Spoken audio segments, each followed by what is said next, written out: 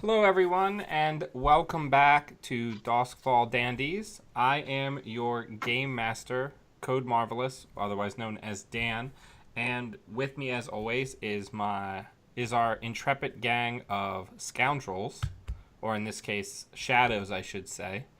We'll have everybody say hi, and then we will jump right into the downtime and entanglement activities that we did not cover last game. So why don't we start with you, Aaron? Who are you playing in our campaign? I am playing Jonas Pennington, a whisper of the. Yes, a whisper. I don't know where I was going with that. And just one sentence. What are whispers all about in Doskvol? Talking to ghosts. I see dead people. Yeah. Yes. All right. All about dead things. Dead things. We Yes. also have joining us Birdie, who is playing Daimi. Do you want to tell us a little bit about your character really quickly? Dandies is from a merchant family, and they think their shit doesn't stink, so she branched off on her own and became a hound who hunts down people and doesn't get her hands dirty. She's a sharpshooter. Nice. All right. We also have Simon as our third player, who is playing Bluefoot. Tell us a little bit about Bluefoot. Well, Bluefoot was indentured to work in a dye factory after he was orphaned, and because he didn't want to live out his life in indentured servitude, he faked his own death and became a sort of hedge alchemist, tinker, general gadgets guy. And because he worked in a dyeing factory, his feet are permanently stained blue. All right. And then finally, but certainly not least, we have Emrys, who's playing Abernathy. And what's Abernathy all about? Abernathy is the spider, so I'm the mastermind. I am the one who knows people. I am the one with the plan. Awesome. So together, that makes up our team trying to basically squeeze out a living in the city of Doskvol, which is a post-apocalyptic setting that we're using here for that's built into the Blades in the Dark system. There's more information on that below. Let me bring up the map really briefly just so I can show our audience a little bit more of what's going on in the city. So let's take a look and show that. The cameras don't line up super great. But yeah, Doskvol is basically the only city that still exists in the world. Everything else has been destroyed, and our players are trying to make a living in this city. So we just got done with the most recent score, and we were going to work on downtime activities after the most recent heist. So let's take a look and let's work on getting it together. So the first thing that we've got to do, I believe we already did payoff and heat, correct? Yes, our wanted level got increased because of said heat. Correct. Okay. So now the next thing that we need to do after that is we need to work on you guys decided to not do any kind of incarceration to decrease heat or wanted level. So now we are working on entanglements. So you guys do actually have heat now. Let me bring up the sheet and take a look.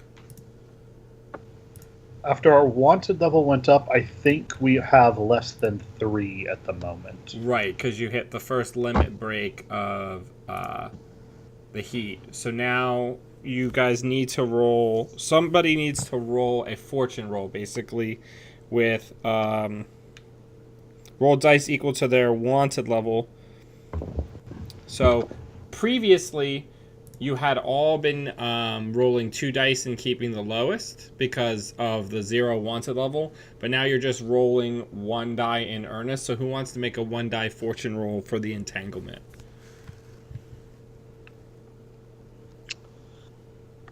I'll do it. I have mine up. Okay. Oh no, I have the crew sheet. Someone else has to do it. I got it right here. Anybody All can. right. Yeah. Here we go. So 1 die. Notes. Looks like a 4. All right. So you rolled a 4.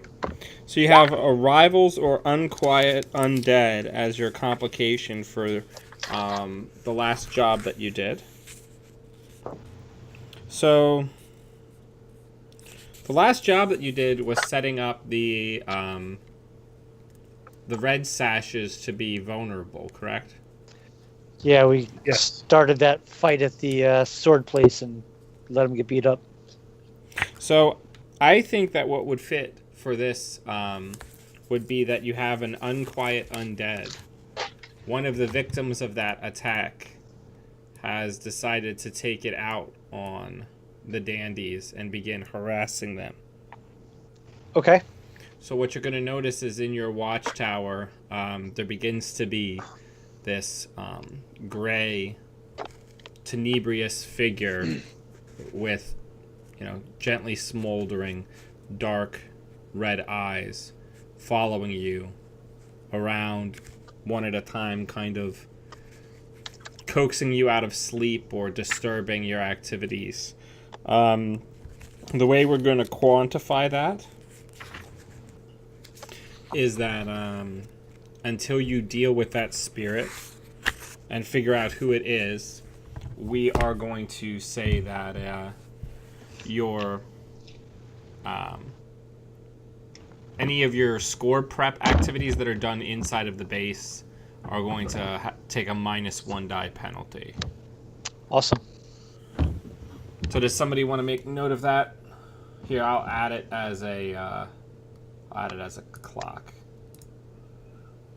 on the crew sheet. But yeah, so does anybody have any questions? I think so.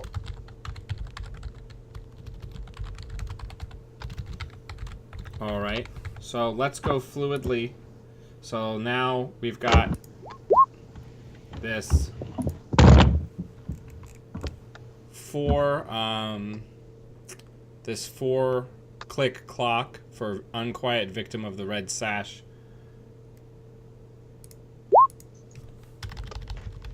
We'll call it Red Massacre.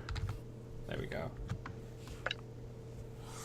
So we've got this 4-tick clock. So the next thing that we need to do now that we've done the entanglement is, do you guys want to do a fortune roll and make that a new job, or you guys want to keep it as a long-term project and deal with it a little bit at a time? Because that can be, dealing with that can be kind of like a little mini score.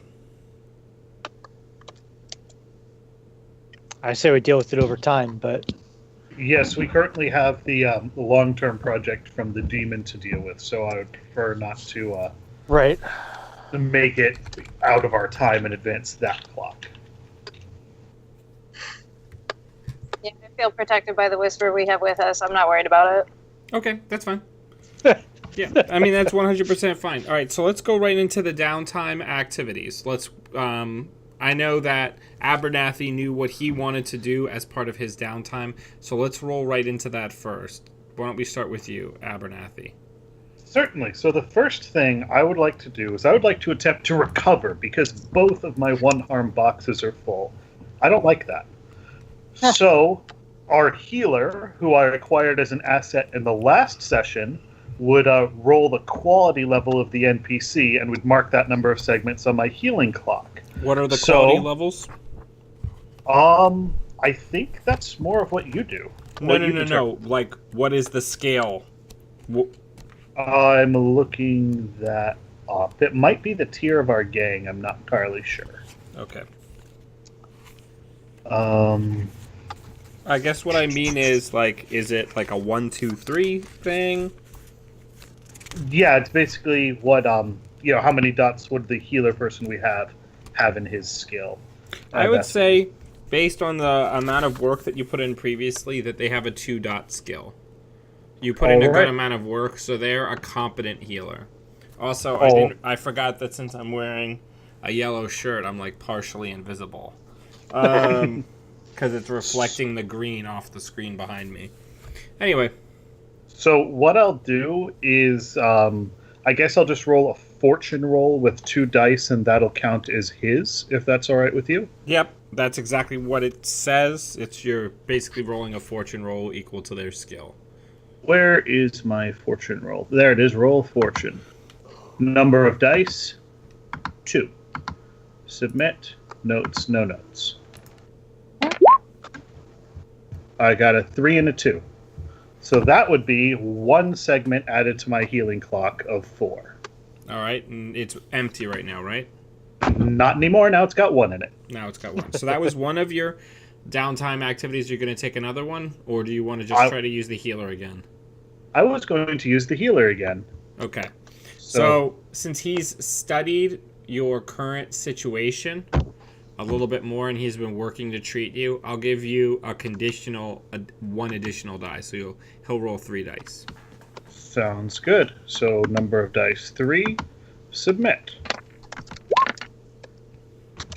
So I got a 6, and a 6 is 3 segments, so that completely fills my healing clock. All of my harm is downgraded by 1, so both of my harms go away because they were both tier 1. Perfect. All right. And that covers your downtime. Who would like to go next? I'll go. All right. What do you got, Bluefoot? I want to indulge my vice to take care of some stress. Yeah. That's what I'm talking about. Let's do it. Remind our viewers what your vice is. My vice is fashion. I have a compelling need to go and kind of show off and strut in the finest, latest, and most impressive coat store. There's no way that could have any negative sound effects. Yeah, you know. So when somebody makes a vice We have roll, a guy who talks to demons, so it's all relative. yeah, I mean that's true. We also have people that want to keep their faces a secret. They're not looking at my face. They're looking at how fabulous he is. Yeah. So when you roll a vice roll, what's your current stress level? My current stress level is 6. Okay, so you're reasonably safe. So you're rolling dice equal to your lowest attribute, and you remove a number of stress equal to whatever you roll on the highest die, minus, or 6 minus the highest die, right? So if you had less than 6 stress, you would have a chance potentially of overindulging, but in this case you have basically no chance because you're right to the end of the track for stress. So why don't you go ahead and what is your lowest stat, lowest attribute? Looks like resolve.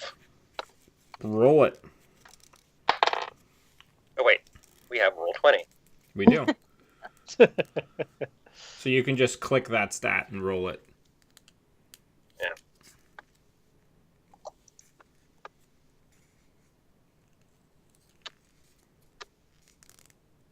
No bonus dice. 1. So you recover 1 stress.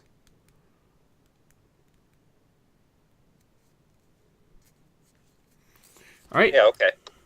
What do you want to do for your other what do you want to do for your other downtime activity? I know you have I think you have a couple of clocks that you're working on, right? I finished Better Lairs and Dungeons.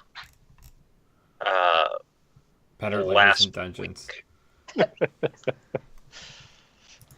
So what I am going to I'm going to try to develop an alchemical substance. All right. What is its intended purpose?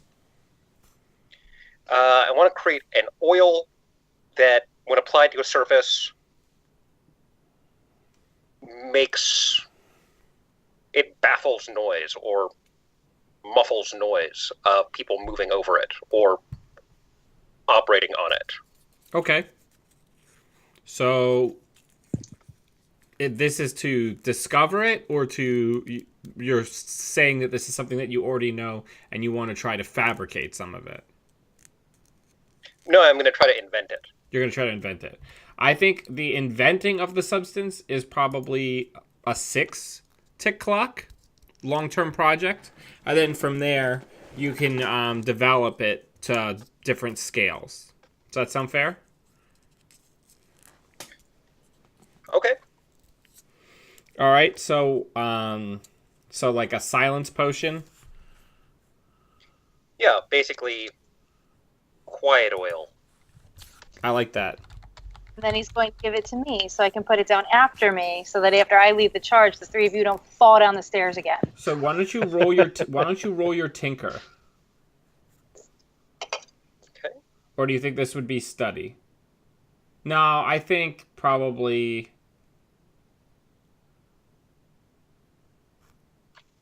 tinker. Position is controlled.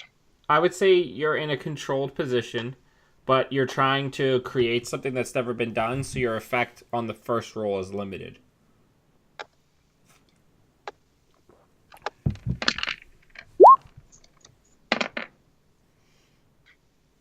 Well, I got a 6 up there. That's pretty good. So what's the So I would say that would be 2 ticks in the limit, because normally it's 3 ticks. So I would say in the limited effect, it's 2 ticks on that clock, and those are your 2 downtime activities. Daimi or Jonas, which one of you would like to go next?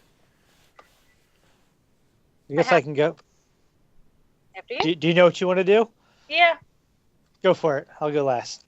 All right. I actually have a bit of an argument because I'm looking at these clocks, and I'm pretty sure I put 3 ticks on the find the dude so that Jonas doesn't get sucked into the hellmouth. You did. You did. Well, they're not there. So just go ahead and mark it now. Is that tracking Kieran or is that something else? It's tracking Kieran, which I'm doing for you out of the kindness of my heart. Yeah, by my count, we have all but 1 box ticked. Because I have one too. Oh, okay. Maybe you It's like- guys just recorded it on Aaron's.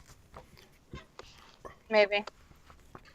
All right, so you want to try to finish out that clock and hunt down that gentleman? Yeah. I'm gonna go on to the other side of town and relieve some of my stress by indulging my vice. And while I'm up there, I'm gonna look for this guy. So which one do I do first? Let's start by indulging your vice. You got to get that stress relief out of the way so you could focus. Yup. Because I'm on 8. What's your voice? That vice? My vice is my obligation to my family. Nice. I don't have any books. Stop! Do the thing. So that takes me down 2, right? Correct. So, explain to me, well, we didn't do this, but normally we need to get a little bit more narrative about what actually happens during the downtime activities. Just an opportunity to be a little bit more creative. Do you have something in mind as to what you're doing, how this is relieving your stress? Well, my background is as a brewer and a baker because they both use yeast. So everyone needs cakes for celebration. Everyone needs beer for celebrations. So I'm rubbing elbows with people who really outrank me, basically. And it makes like my uncle, the family patriarch, and everybody else, put on airs and put their noses in the air. Like, yeah, we know how to throw a VIP event, but we've never been invited to one. Right. So I'm basically walking around like my whiteness will protect me. Okay. All right, and then so now you're gonna try to track down that gentleman as now you're trying to track down Kieran. Is he the one that the demon wanted? Yes. Yes. Okay.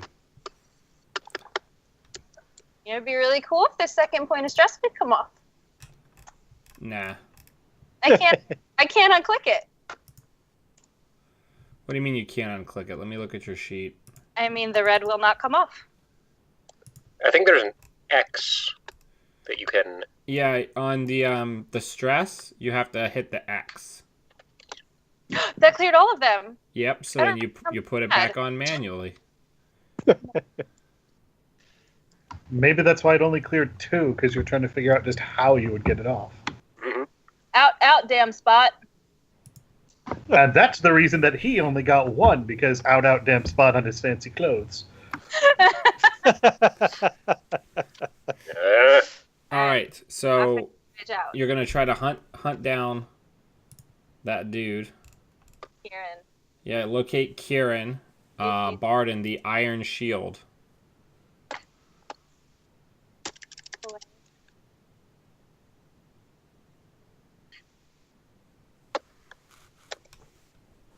Is my position controlled?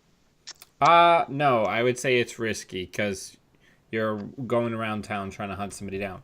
Controlled is not the default state of this game. Controlled is you have a complete lock on what's happening. The default state of this game is risky. Okay. What is my effect since I am talking Standard. to people who really don't need to give me the time of day? Standard. This is your job. My day job. Okay, so that is 2 ticks. That fills the clock. I found your dude for you. Yeah, that'll fill it. I don't remember what we're supposed to do after that, but that fills it.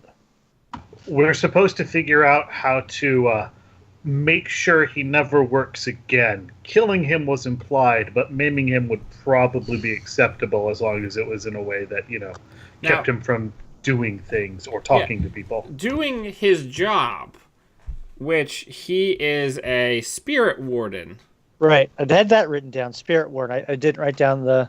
So Make he's him basically unfit for like business. he's basically like a ghost cop. Or like a demon cop. And Alexandra wants you to deal with him because he has been particularly vexing to her machinations.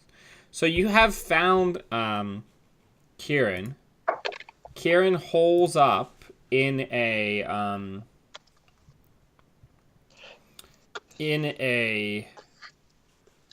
church in Brightstone, the most affluent quarter.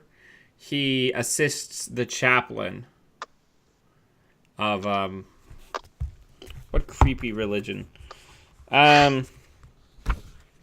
Yeah, so the Church of Ecstasy, which is the church that believes that we're all cursed, so it's best to just live in the ecstasy and purity of pleasure and physical enjoyment, since there's nothing left.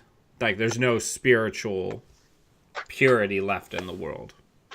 So he assists the chaplain there and lives in a small cell, I mean that in the monk context of the word. And that's where he operates out of, because there's all sorts of wards, mundane and otherwise, on the building, protecting it from hostile spirits. And it has a rather strong spirit shield around it to prevent aggressive spirits or vengeful demons from being able to attack him. It's also consecrated ground, and it almost always has people inside of it. But you know where he is.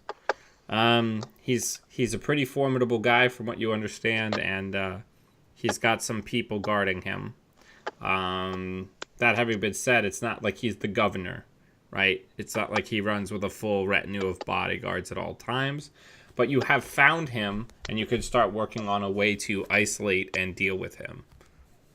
I have an idea. I was about to say, hey, Ab, you feel like getting you some religion? I was thinking more. Well, seeing as how he's the cult of ecstasy and what my vice is, some religion might come naturally in all senses of the word. Okay.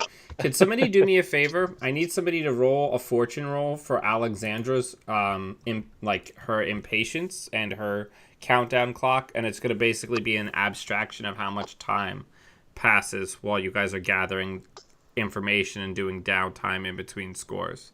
I'm going to make it a limited effect, so it's less likely to move the clock, but does somebody want to roll just one die? I got it. You got it? Okay. Yeah. I was good. All right. That was really bad. Really bad could be good in this situation. No, I meant the coming naturally. So that's one tick. I mean, hey. Does that mean she's pissed at us? No, it's No. a 12. It's a 12 tick clock that you have Wait. to deal with him before she Oh, demands man. payment with interest. She's Remember, she probably- said you can keep the reward of all those coins, right? But we're But gonna you pay have to for get one it way or the done. other. Otherwise, she's gonna collect it with interest. And so she's probably seeing, hey, they're actually doing a good job. I'm not too impatient with them yet. They're not screwing around. Right.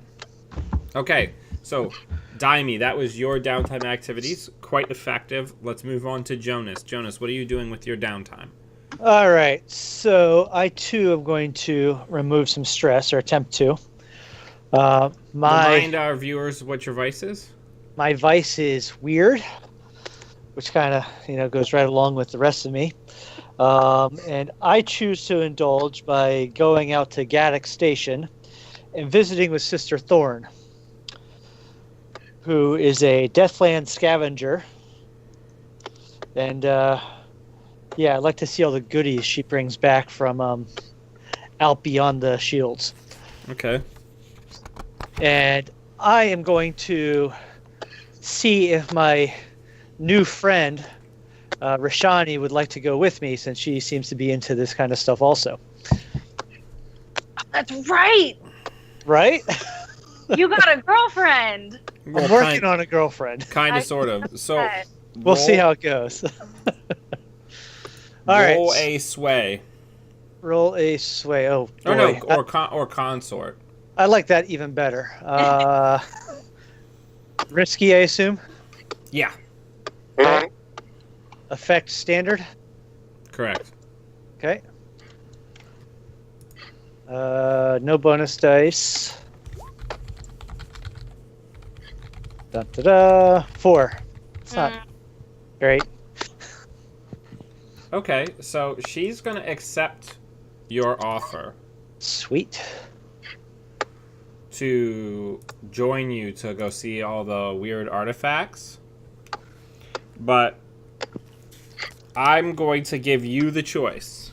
You can Okay. either add 2 heat to the gang, as she will talk about this activity and some of your contacts with the other people at the university, or you can have a minor complication where at some point where you start a clock and you need to basically scare the people that she tells into being quiet about it. And if you don't do it, it'll be 4 heat. Oh, ouch. They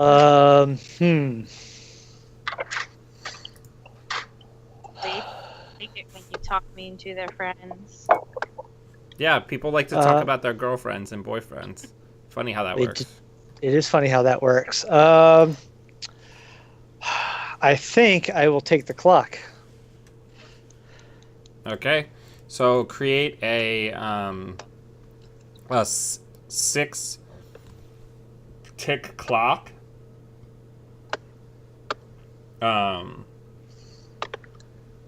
Rumor killer. I was thinking something, maybe rumor killer or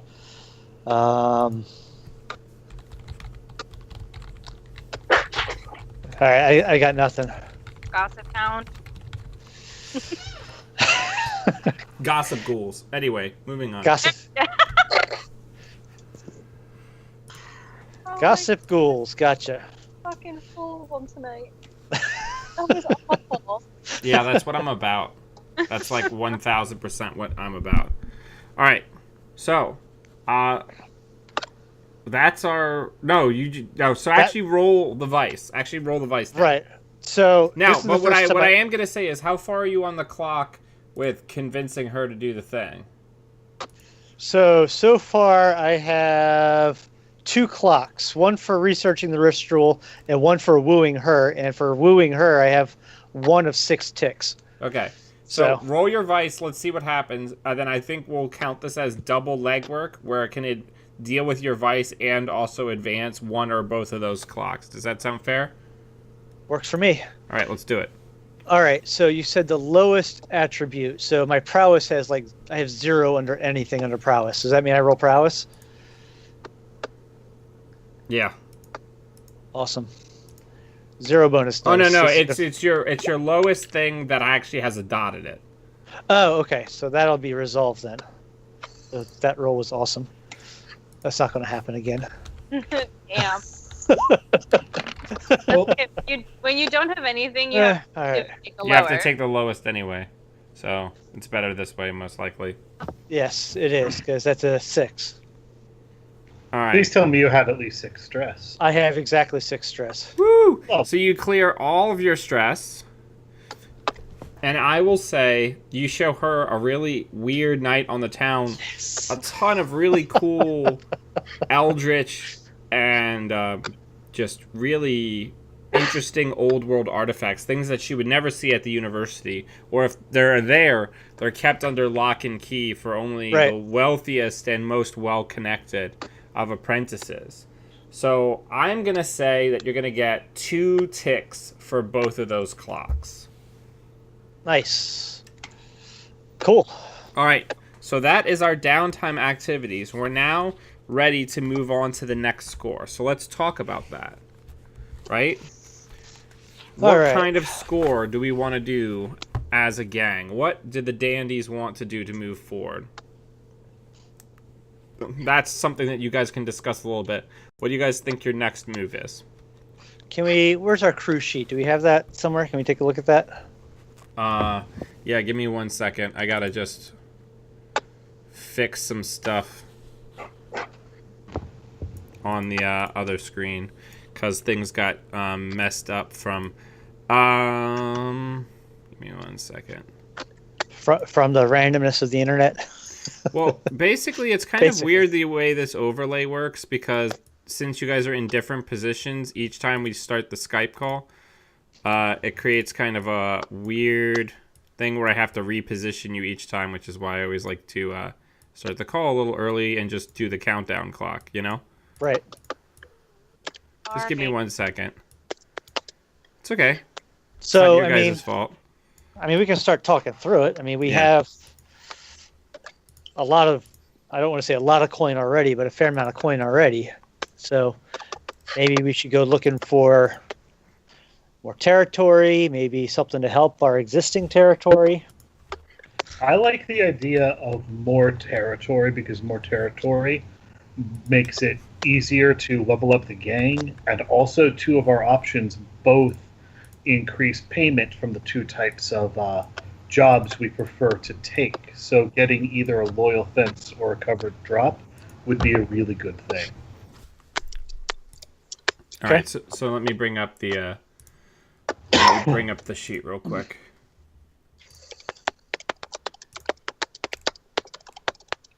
So this is the crew. Can everybody see that? Yes. Except it's not showing up on roll 20. Should it switch on roll 20? You have to actually look at Skype? Dimey's sheet in order to see it. Yeah. She's the one that controls the actual she's the one that controls the actual crew character sheet. Got it. Okay. I put y'all together and I'll take you apart. I think we may have been forgetting about our informants in the past from our bonus die for that. No, Yeah. we used them last time. You used them last time, but you didn't use them in the first 2 sessions. Right. Okay. All right. So do we? Go ahead. No. You guys talk. This is you guys planning. I don't want to Right. interfere. So are we thinking burglary or espionage? So far, I think we've mostly done espionage or sabotage because we found our way. Gang. We found our way into Mhm. a place. We burned down a whole lot of important documents. So Right. that seems more our thing. So I'm tempted more for covert drops over a loyal fence. Okay. All right. So you guys are thinking that you're going to try to do a grabbing a new piece of territory as a job. Yes. Yeah. Okay. That's my vote. Yeah. All right, perfect. Okay, so the first thing that we need to do to generate the score is we need to do some gather information to decide where you're going to take this territory from, because remember, there's no unclaimed territory in Doskvol. It's got to come from somewhere. And, yeah. So you guys got to figure out who you're going to piss off in order to get there. Where's our faction sheet? We have that somewhere, right? Yeah, Sorry. yeah, I've got it. Give me 1 sec. I don't have it brought up. Well, we can just kind of go over who the positives and negatives are for. Give me 1 second. Because, yeah, we had the whole problem with not being able to edit it in that weird way. Okay. Oh, nope. Did not save. Rad. Awesome. Give me 1 second. Because you guys did affect it. No, okay, I have it. So you're currently at a -2 with the red sashes, so you're almost at war. You're -1 with the crows. Let me see if I can get this in as an item. Just give me 1 second. Banana.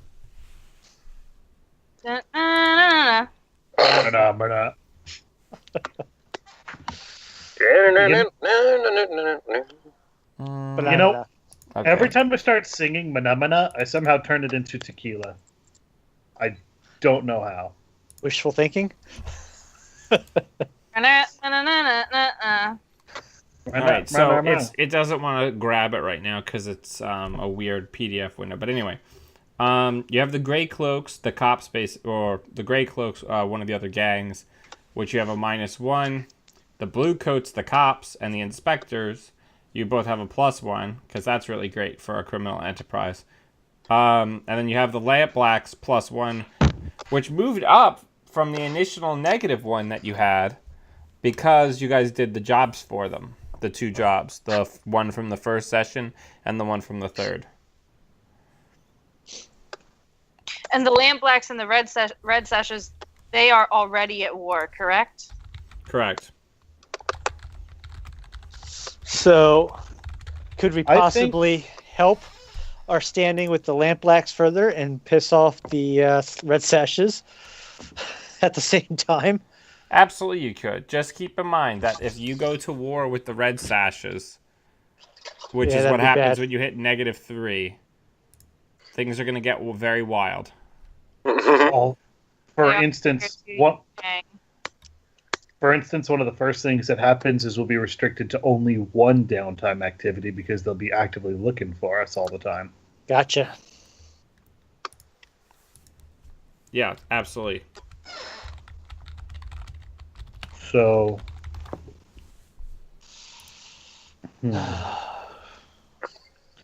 on the other hand, the red sashes they're at war, so I do believe they're considered weaker than they actually are, especially depending on how the war goes, and I think they're actually under assault by 2 factions. Yeah. Yeah, pros. So the other thing that is worth mentioning, that the mission that you did against the red sashes, the score where you set them up for that nighttime attack by the lamp blacks, has altered the balance of power. So it's advanced the clock, which I know the number of ticks of, pretty considerably towards the Lamp Blacks, pushing the Red Sashes down to tier 1. Right? And really siphoning off their power. Can we take... What if we take territory from the Crows? Is it possible to frame the Red Sashes for that?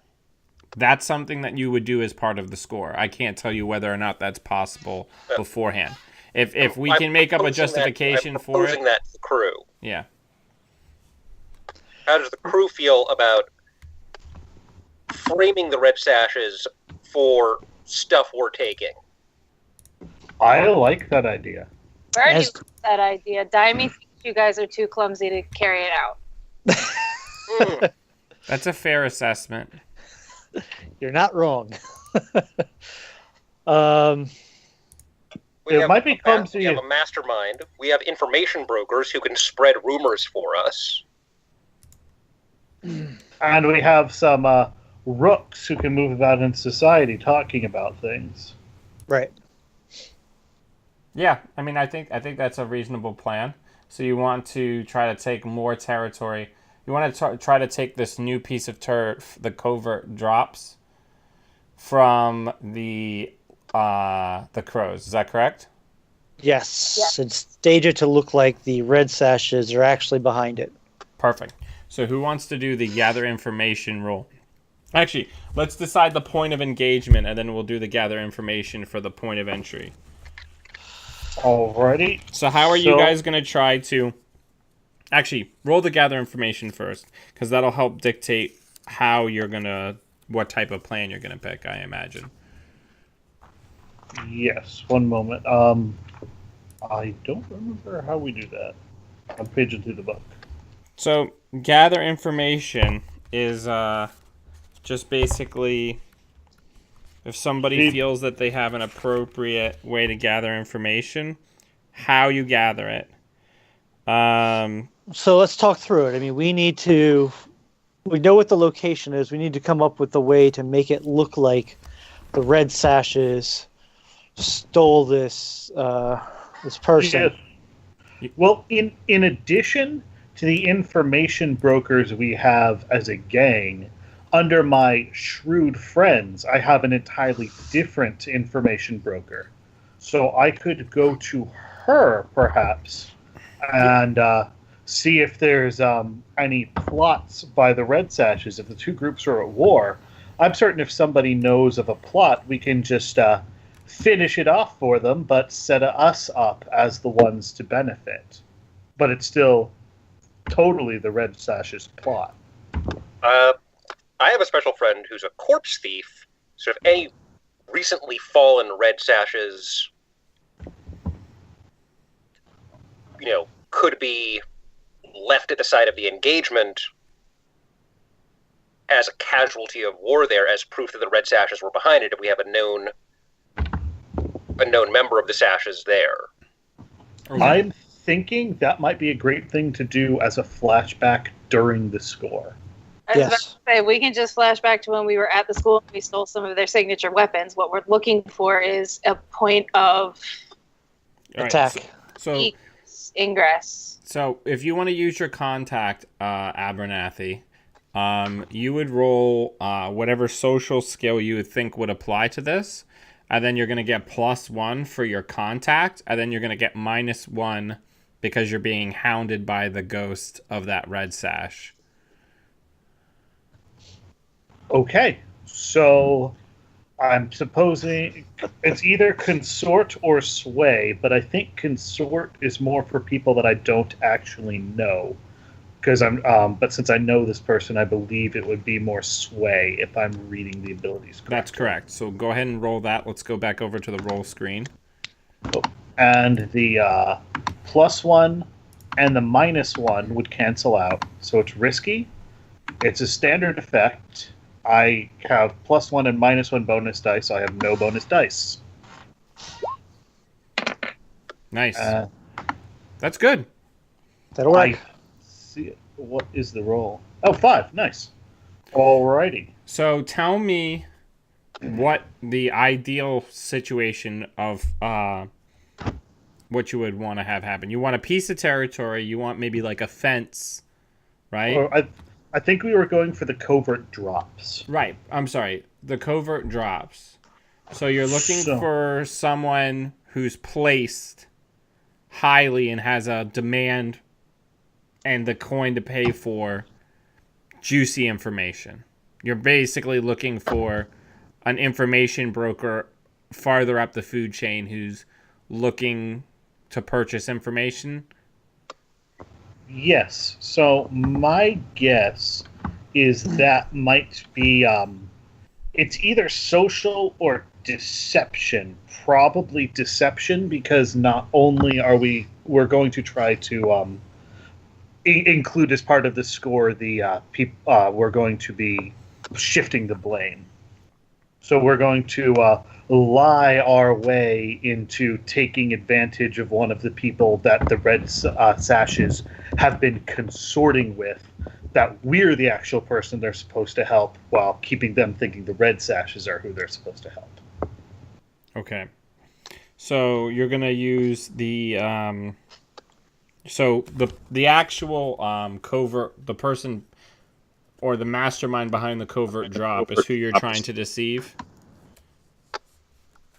Or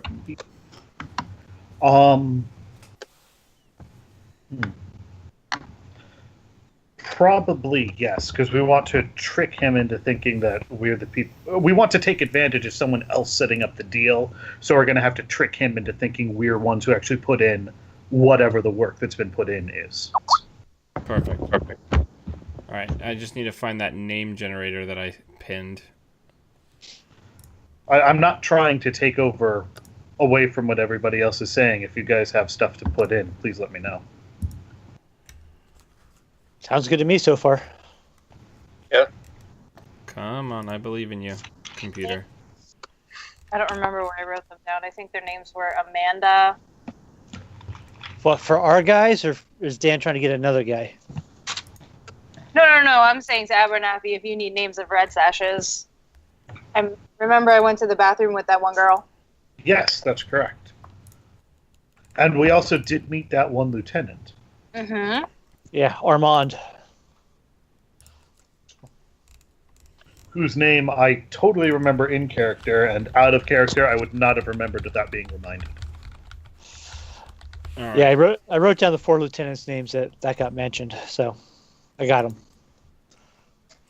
All right, so the family in question, it's actually a very well-to-do family that lives in Silkshore.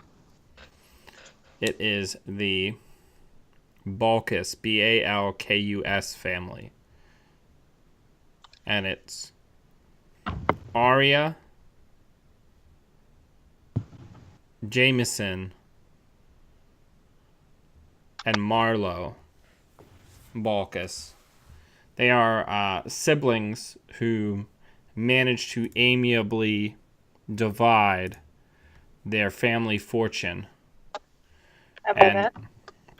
they've created a very interesting web of contacts and a way of keeping their family relevant and rich without really having to engage in much heavy work themselves, and that is information, secrets, and particularly blackmail and extortion. So they keep a series of covert drops around the city for information with known contacts. One of those contacts is, as we've discussed, the Crows. They have a standing relationship with the Crows. So what you are basically going to be doing is you're going to need to deceive the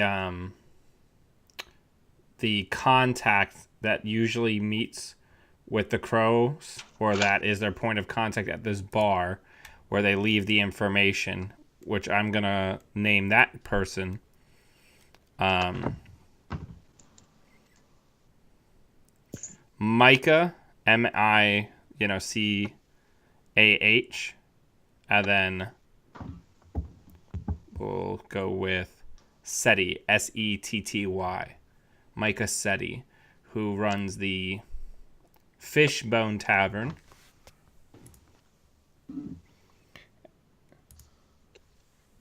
And what you need to do is you need to deceive him into believing that information that the crows have been feeding him and his employers has been false, and stuff that they've just been making up to try to generate income.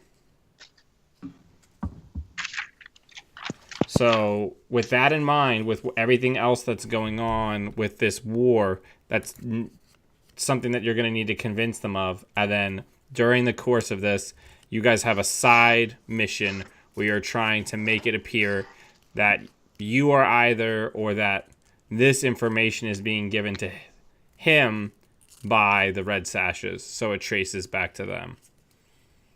Does that pretty much sum it up? Yes. Okay. Okay. Holy boy. So, who wants to roll the engage? Oh, actually, let's do item loadouts. Well, so far I've been happy going with standard loadout, so I think I'll stick with that. I mean, he knows that we're with a gang, or he's expecting to talk somebody in a gang, so going with the standard loadout won't look out of place, so I'll stick with the standard 5 as well. That makes sense. Ditto. Okay. Bluefoot, same for you? Yeah, I'll go standard. Perfect.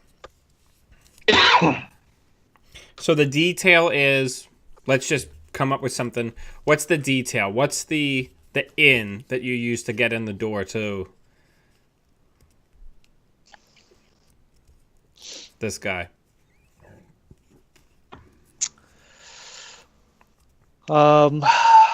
Look at your contacts on your sheet that you have.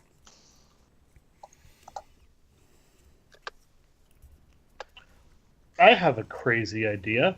Why don't we go with something we've been involved in? Why don't we say the detail is that the Red Sashes weren't hurt nearly as bad as everybody is reporting, or would have them believe, by the assault on their headquarters?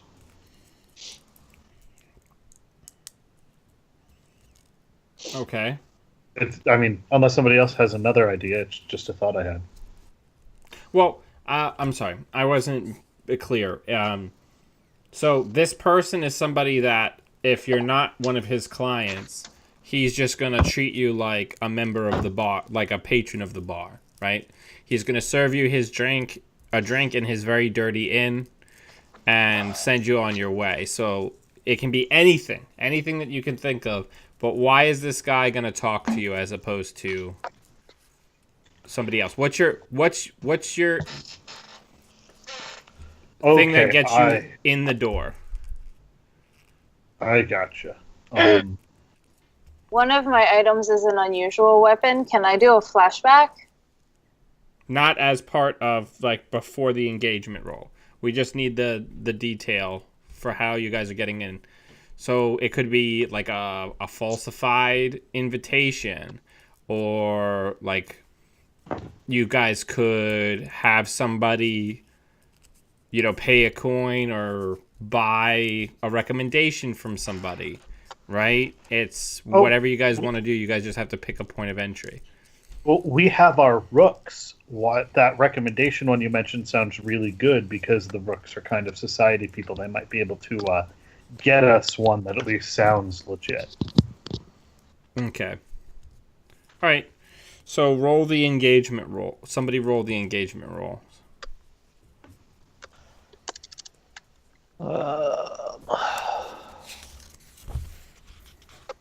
Where is that? It's on page 129. So it's 1 die for sheer luck, 1 for every major advantage, and 1 for every major disadvantage. Okay, I'm gonna say that the plan is particularly bold, especially the framing part. So it'll give you +1 additional die. You're going to use your contacts, so that's one additional die.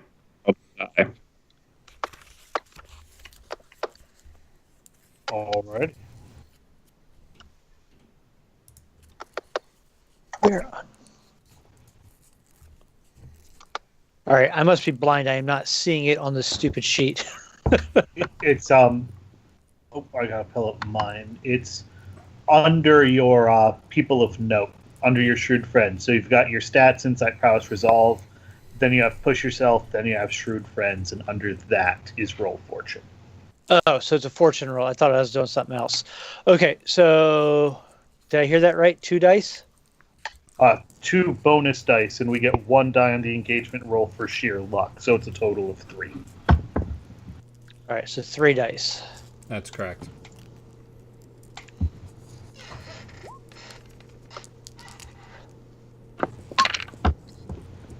Five. Okay.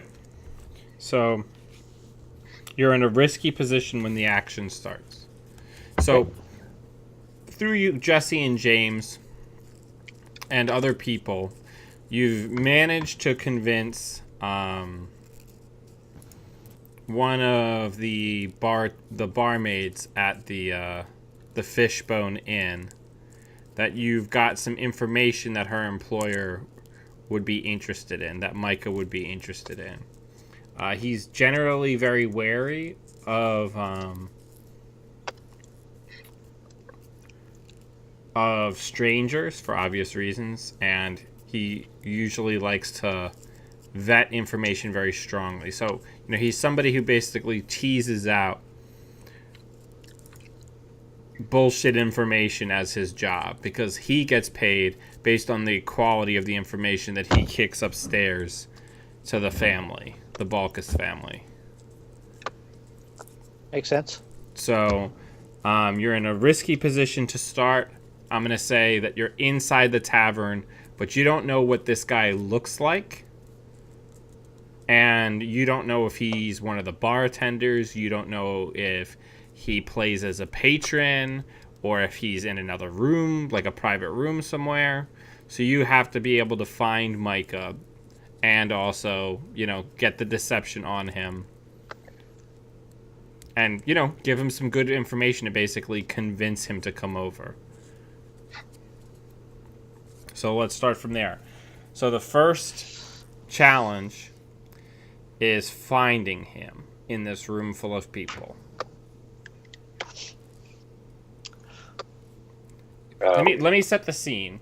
So it's a very squat. No, squat's not the right word. Like, it's a very like. The ceilings are low. Low, yeah, thank you. Low ceilinged building. The actual bar section, the common room, is in the basement, right? You go down like a short stairwell, Cheers style, into a basement with like a bright hearth choked with, the entire place is covered in coal soot. That having been said, it seems like there's a varied amount of people here throwing back drinks and eating good food.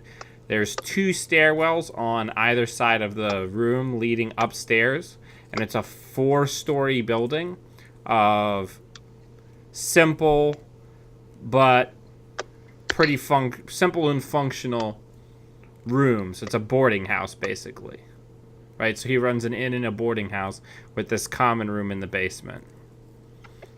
It's dim in here. There's a lot of different people. And you're also noticing insignias from several gangs in here, including the Red Sashes, no one from the Lamp Blacks, a couple of the Crows, and several other gangs from around. There's even a couple of Blue Coats in here. Off duty, of course. Right. Well, Risky's an understatement. I'm going to assume that this guy is going to be positioned in a way where he has maximizing his sort of field of view. This is not a guy who has his back to the door. Okay, I think that's a fair assessment.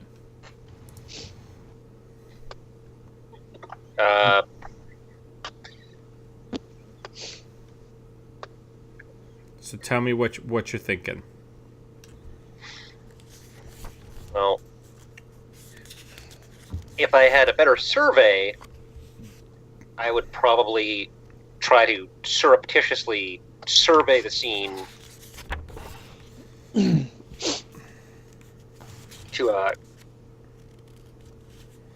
to use that insight and effectively, but my survey is bad, so Yeah, I want to survey myself. Okay. So, what's something that you can use off of your sheet, or something that you could do with a flashback or gear to kind of try to discern, test that hypothesis?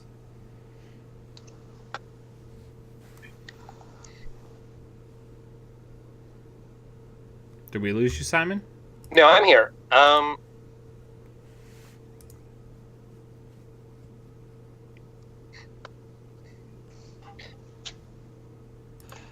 gonna pass for now. Okay, that's fine. You can come back around. Does anybody have anything particular that they want to do in this scene? So the barmaid that's that we got our in with, I mean, could she point us in the right direction? Oh, Kira, she just works there.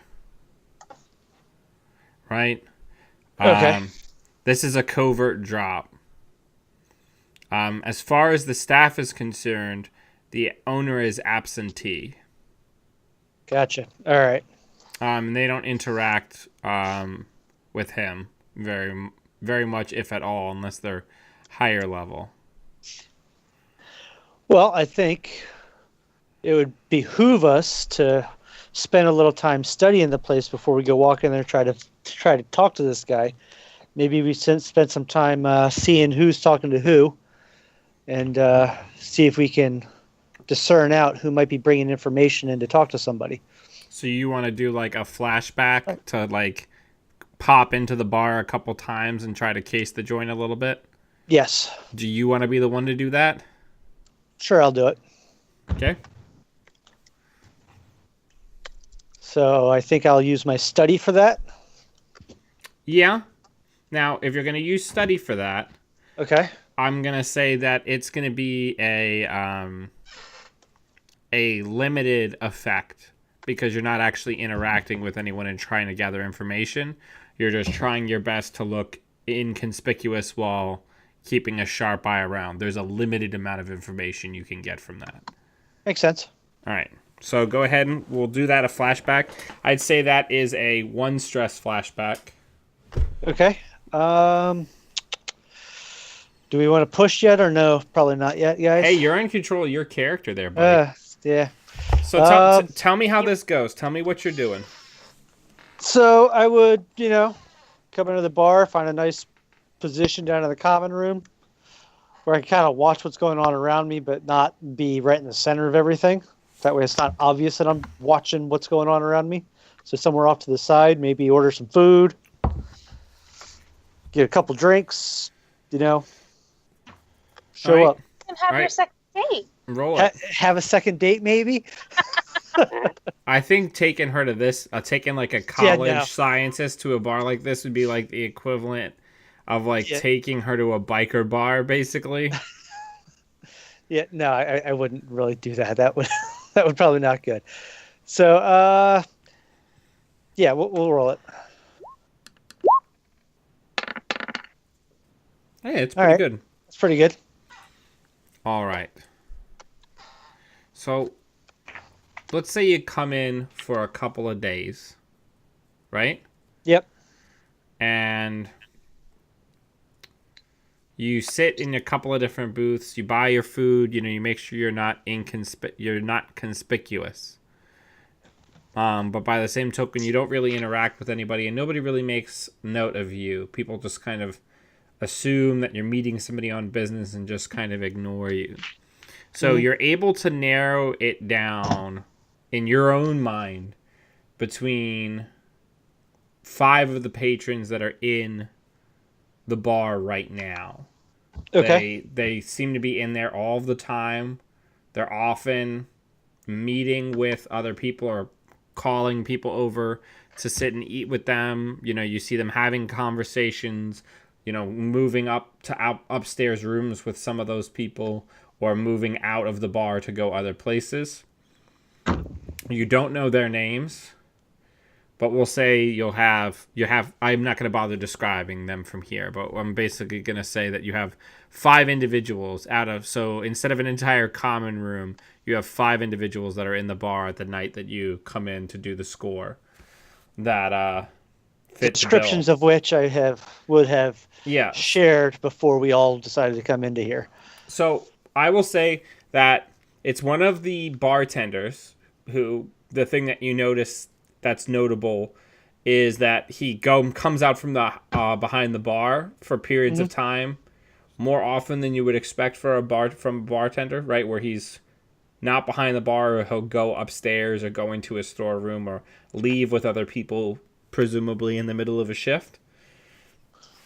You have 2 well-to-do people who seem slightly too well-to-do for this place, who nonetheless seem to be in here on a regular basis. One is a very fancy young woman, and the other one is a portly, very kind of worn and ugly-looking old man who still looks pretty nice in his finery. And then you have 2 young men. One is a minstrel, and the other seems to be just a layabout who's always hanging around in the bar, kind of conning drinks off of people and convincing people to buy meals and drinks for him. Okay. And we'll call them, the bartender's name is Jack, J-A-K. The well-to-do woman is Molly. The well-to-do man is Christoph. And the minstrel is Jeffrey. And the layabout is named Fish. That's the only name he goes by. Fish. All right. Well, that could be useful. All right. My money's on the layabout, incidentally, but I'm leaning. Who cut? Well, it's definitely one of these 5. Well, no. I said that he got that's 5 people that are currently in the bar when you get there that are strong candidates based on the behavior that he observed. Correct. Can I ask him something about his flashback that only you can answer? I'm sure I can answer it. I can make something up. Yeah, he can make something up. Does the same person cover for the bartender every time? My impression is that he normally calls one of the wenches back there for him while he runs out. Okay. I think that sounds right. Because I'm leaning between the bartender and Fish. Yeah, my first thought was the bartender, but then he started describing Fish, and it really sounds like Fish to me. But What I think we should do, not making not being ostentatious about it, but because you said he's there all the time, he's probably the one we can pump for the most information. If he approaches us for a drink or a meal or whatever, say, "Yeah, buddy, join us. We're celebrating, our windfall," or we're not celebrating, but like we celebrating a business deal. We can afford to be generous in our good times when people think worse of us than what's actually going on, and hint at what I apologize, gentlemen. I promise I listen to you when you talk. But somebody said something earlier about intimating that the red sashes weren't as wiped out as Basha would have everyone think. And if we leak that to Fish, maybe he can lead us to where that information is going to settle. You know what I mean? Okay. Hello? We're here. Hello? Sorry, my camera's not. Yeah, you haven't been moving for a minute, buddy. It's all right. Yeah, I was looking at my character sheet, and then I saw that when I switched back to Skype that I was standing very still. It's okay. Your statue. As long as you still got audio, it's good. Plus, and there's still a picture. It's just you looking very intently at your character sheet. Very pensive. Yeah. All right. So, what's the next action that we're gonna take to try to move it forward? Also, just very quickly, would you arrive as a group, or do you think you guys would filter into the fishbone, like one at a time or a couple at a time? As I've been here a couple times, I would expect that I would probably walk in alone, as I've come in on my own before. Okay, that's fair. If one or two of you want to come join me, that's cool. I think that would work with our with what Daimi's trying to suggest we do. So Yeah, not be obnoxious, just make enough noise to catch this. You said there's this guy that's always there, right. hitting people up, panhandling, make enough noise to draw his attention, and then pay attention to what he does after. So,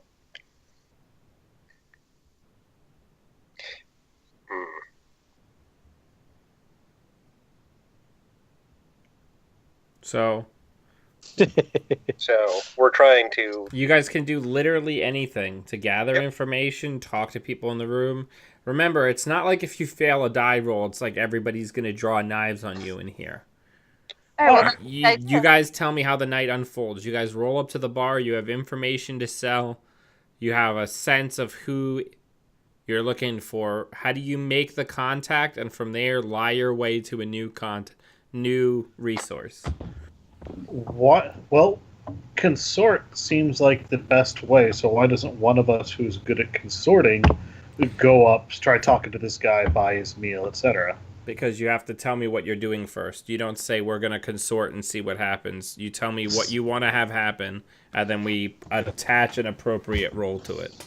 Sorry, I'm still thinking D&D, I suppose. Right, we want him, I said that. We want him to come to us, and then while he's sitting eating with us, we drop hints that we want him to ask us about why we're, you're in a dive bar. Why are you excited? And feeling generous with someone you don't know shit about.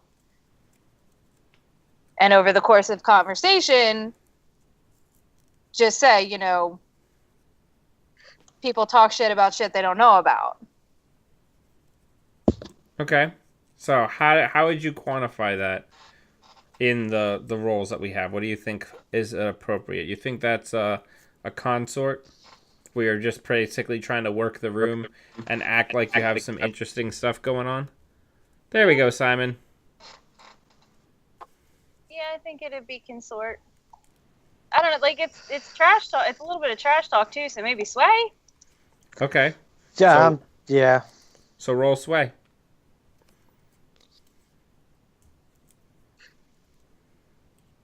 We are risky. We're standard. Standard effect. Is he paying attention to us? Who knows? We'll find out. Oh shit! Do I get to use my bonus die because we used our guys? No, that's only for Not the for gather this. information roll. Yeah, that's. Could not have gone. Done.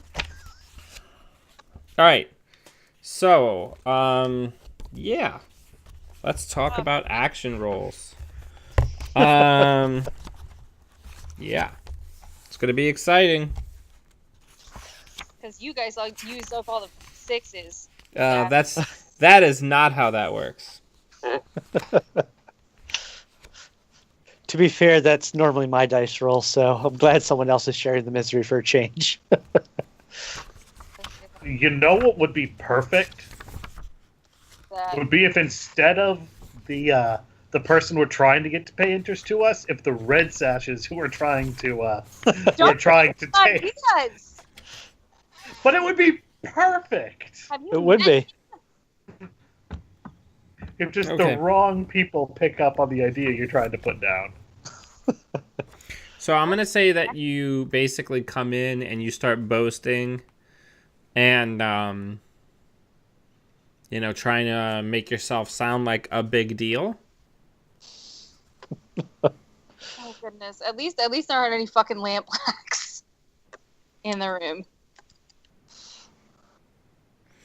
And what I'm going to say is that your bravado and your chutzpah is very off-putting to a lot of people in the bar. So, but not off-putting to another gang, which is very big on bravado. And the 3 red sashes that how we're drinking at a table together. Hear your boasting and, a lot of your shit talking about fighting prowess and things like that. And they come to start carousing with you at the bar. So, so you now have a a couple of red sashes basically right on top of you, which means that you're going to potentially have an increased heat and an increased faction loss from doing this job. Now, you can always avoid this complication. What kind of devil's bargain are you going to offer me? Oh, I'm not going to offer you a devil's bargain. The time for that's past. That's before the roll. You can roll a resistance roll.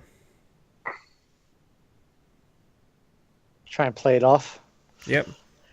Buy him drinks and shout, "Fuck Basho Baz." Okay, so yeah, you're basically going to try to carouse with them and get them to move along.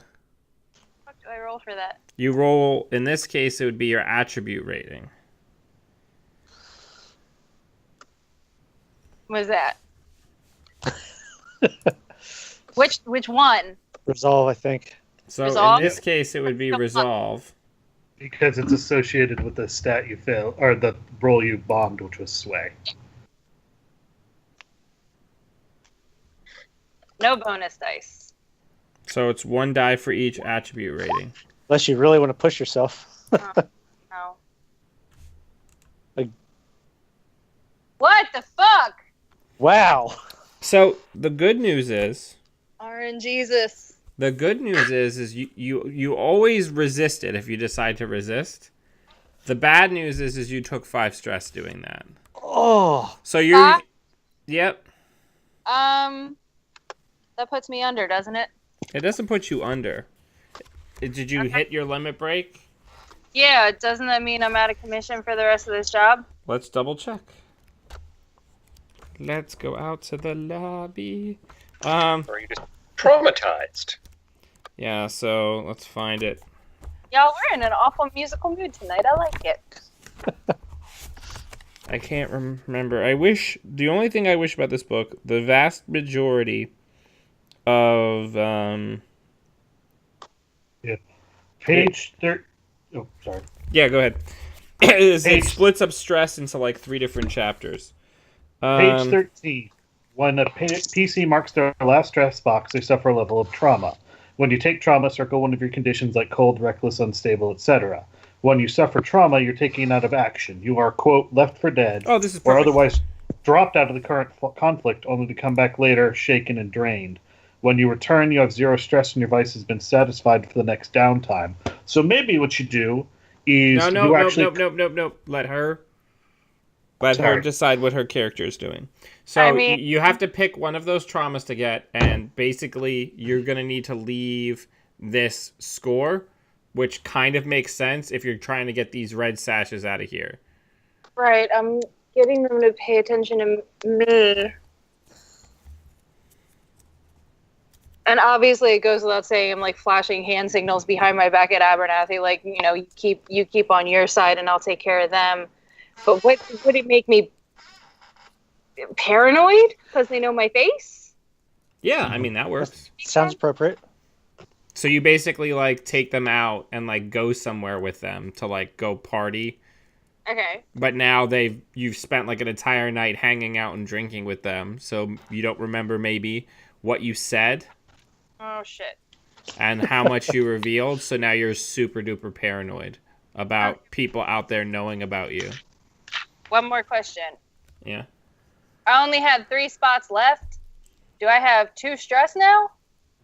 On top Stress is completely wiped when you take a trauma, Yeah. according to page 13. There's no carryover. After you hit the limit break, everything else is lost. And it also says that one of the things about trauma is if you don't satisfy your vice, you take stress. But it says your vice is considered satisfied for the next downtime. So you don't have to use any actions satisfying your vice to avoid getting stress for being trauma. Okay. Cool. So now also, you have a new personality trait for paranoid. Hang on, let me switch over to the PDF. So now you've got a new way to get experience. So if you satisfy, and this is a permanent trait that you have. So when you do things that satisfy this trait, you're going to get experience. But you did a good thing. You kept a ton of heat off the gang, and you kept the red sashes from being involved in this and being right on top of you while you're trying to do it. All right, so we're still trying to narrow down and find the owner of the bar, Micah, or the information broker that works for the Balkus family.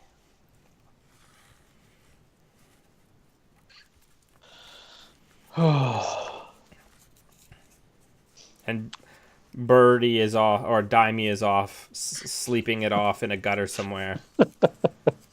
I found him in the gutter. Well, go put him back. Yeah. This is not what my real life brain is good at thinking about. Unfortunately, I don't really do that kind of thing. So, I mean, we could be real forward. Fish Just at your table. is What fish now? at our Yes. so That was- fish is at our table now? No, he's not. No. Okay. You rolled a 1. You didn't get any success to that roll. All right. So I mean, how else can we go about getting this guy's attention? You could go talk to him like a normal human being. Yeah, we could do that. yeah. Yeah, so that he instantly well, no, I'm not there. That's certainly This is a guy who, by all accounts, loves free shit. true. He's a layabout. I'm hardly the normal person in the group, though. But if you guys want me to go talk to him, I'll go talk to him. You're the one mean- who recognized, though. Yeah, that's true. I mean, you could point him out to me, and I could go talk to him. I suppose that I am the other kind of socialite here. All right, let's do that. Mastermind socialite. So I suppose I would go up. I would get him a meal. I would attempt to, find out what if he's got, if he doesn't have anything, why is he constantly, here? Just try to get to know him, get to talk to him, see if I can get his trust for him to tell me what he knows. Okay. So you're basically going to try to ply him with some food and some ale and see if you can figure out, he's probably been asked about who Micah is before. So you're going to try to go through that song and dance with Jonas's help. Yes. So that means that you're coordinating a team role. Yes. Okay. So I guess we would both roll consort because he is we're socializing with somebody who we don't know. And then if either of us, our max roll is 3 or under, I take stress for each one of us whose max roll is 3 or under. Correct. Ouch. All, But you have all ostensibly a much higher chance of success that way. because we'll be having extra dice. Right. So I guess I will roll my consort, risky, submit, standard, submit, bonus dice, 0, submit. 1 and a 4, so my maximum is a 4. What does Jonas get here? Risky, standard, 0 bonus. 5. So our highest is a 5, and I take no stress because neither of us had a max of 3 or less. Alright, so you're looking for Micah. Is that right? Yes. Yeah. I might know a thing or two, but it's gonna cost you more than a meal and a beer. I can maybe put you in touch with him.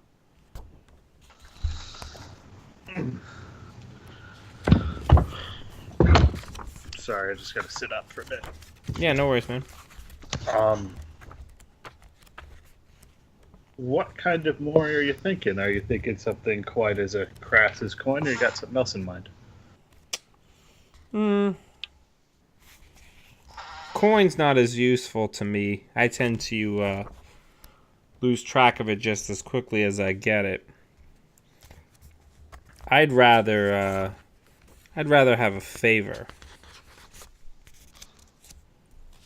What can I do for you? Well, what I'd really like is I'd like some place to lay low once in a while. Maybe I call on you sometime in the future when I need it, and you give me a place to lie low when people come a knocking. Fellow like me, the well-to-do and decent folk tend to not take kindly when I swindle their sons and bed their daughters, and frequently I need to make myself scarce.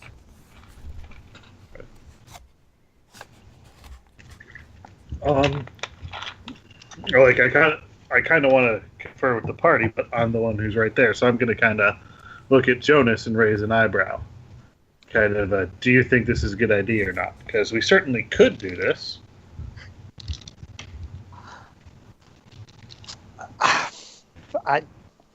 If it's going to get us forward, I see this as a potential ongoing relationship that could be useful. I agree with that. Sure, I'm sure that we can, especially since we'll be meeting here more often, you'll have a way of getting in touch with us, and we can provide you a hidey hole once in a while. All right.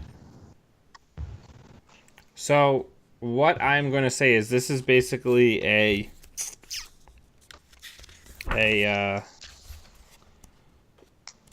minor complication, and it's going to be that either you or Jonas have to sacrifice sacrifice your downtime activities after this session to basically keep an eye on him and keep him safe sometime between now and the next score, when he gets in trouble with somebody and needs somebody to basically hide him and keep him safe. Sounds good. Both activities or just one activity? Both. Yikes. Okay. Could we each give up one, or does it have Nope. to be one person giving it both? Okay. Well, it is what it is, right? All right. When he comes knocking, I guess we'll sort it out then. Which one of us is going to keep an eye on him? Sounds good. Yeah, we'll Okay. see how the score plays out and see who would be better to sacrifice one. All right. He's going to smile, and he's going to say, well, it's always good to know that you've got friends in this town. It's a dark world we live in. So, you're looking for Micah. Does that mean you got something to sell? I kind of We've spread got my something to hands. give. A gift. Wow, you Gift. are generous. What happened to your lady friend? I noticed you came in that there was 4 of you. Now there's only 3. She had a bit too much to drink and needed to go for a walk. And you let her go with those red sashes, those ruffians. You think they're gonna I say shit like that when I'm drinking. take good care of her? They might end up taking better care of her than you do.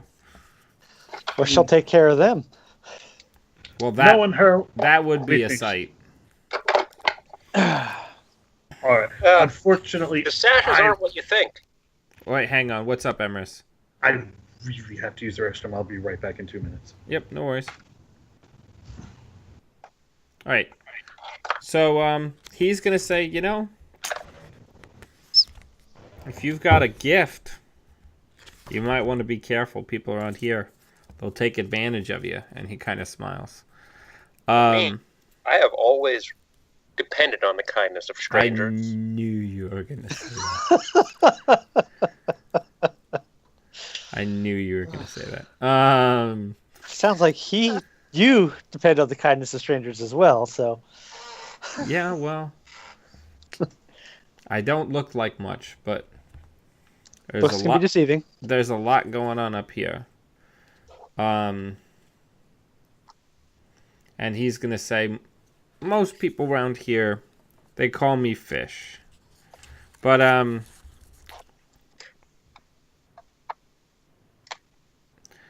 I work for the boss. And, a lot of the people who come in here trying to make some quick cash off of every bullshit rumor they hear on the street that everybody hears. They're no more useful than I am. So there's got to be somebody to keep that bullshit from wasting the boss's time. You want to meet the boss, you want to give him a gift. Yeah, you guys can take that risk. Just know that he doesn't like having his time wasted. And as long as you're comfortable with that, I can get you to him.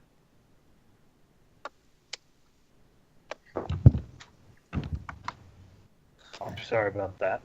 Now he's gonna basically He's going to say he can introduce us, but no, if, he's gonna if our look at knowledge doesn't pan out, then it's going to be our ass. right. He's gonna look at the bartender and he's gonna hold up 3 fingers. He's gonna say, "I'll take 3 of the," and he rattles off some obscure drink name, and then the bartender looks at him for a moment, kind of eyes the 3 of you, and then nods and leaves from out behind the bar and gestures for you to follow him upstairs. Okay. Frozen green grasshoppers. Fuzzy navels. Alien excretions. There wouldn't be aliens in this world. There's no outer space as far as we know. Actually, technically, basically everything's outer space. Anyway, Rondo nailed it. It's an actual drink that involves mint liqueur somehow. so he's going to take you up the stairwell. And one of the first things that you'll notice is that the bones of this boarding house seem really strong. The boards are very thick, and it seems like there's stonework laid into a lot of the walls. The boards don't really creak as much as you would expect for a building that's this dirty and this old. So it seems like the building's been reinforced in some way. That having been said, he takes you up all the way up to the top level of the boarding house. And it looks like on this, when you get to the top of the stairs, there's just one door. It looks like a penthouse or like an apartment style level. And he puts the key in. Bridget, your mic is silent. Yes, on purpose. There's a spider crawling on my wall, and I'm asking my fiance to come get it for me. Oh, he just wants to be your friend. He wants to be your friendo. He can be my friendo outside. Okay. His name, Dandy! the spider's name is Emrys, please. Yeah. I approve. Yeah. I approve. But yeah. So he's going to put the key in the door. Unlock it, pull the key back out, open the door without looking inside of the room. And just kind of bow to you guys and then go to stand right at the foot of the stairs. Not at the foot, the top of the stairs. You get what I'm saying. Yeah, at the head of the stair, right.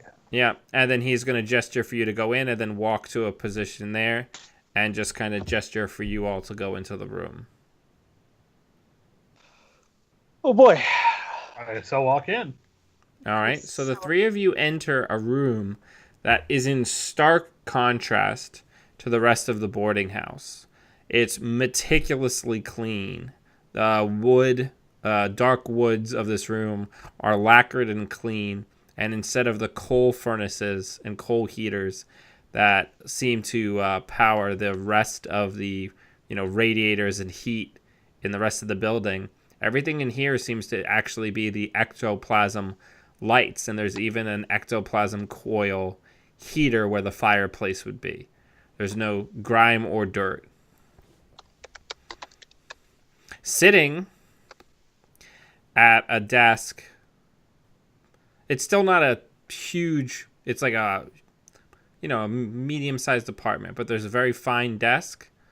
There's no paper strewn about like you would expect, though. Everything seems to be in a series of leather satchels that are all folded and closed neatly so that their contents cannot be seen. There's a very well-dressed gentleman in a gray and white suit.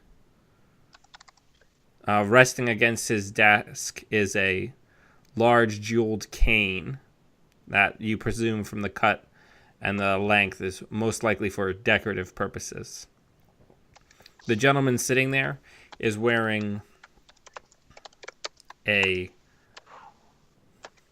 not a grotesque, but a very striking bone mask that covers his forehead and his eyes and his face down to basically the bottom of his nose.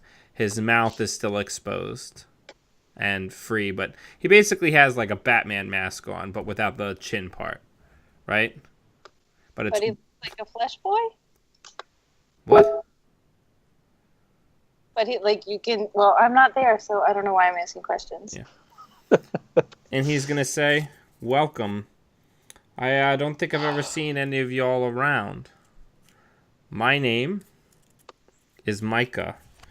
And but you probably already know that, and you probably have something for me. So how can I help the three of you?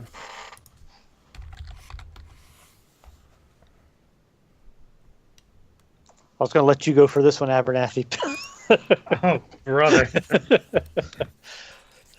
I think I made the mistake of making a character who thinks everything through and then playing a game where I don't actually think everything through and have no idea what I'm doing.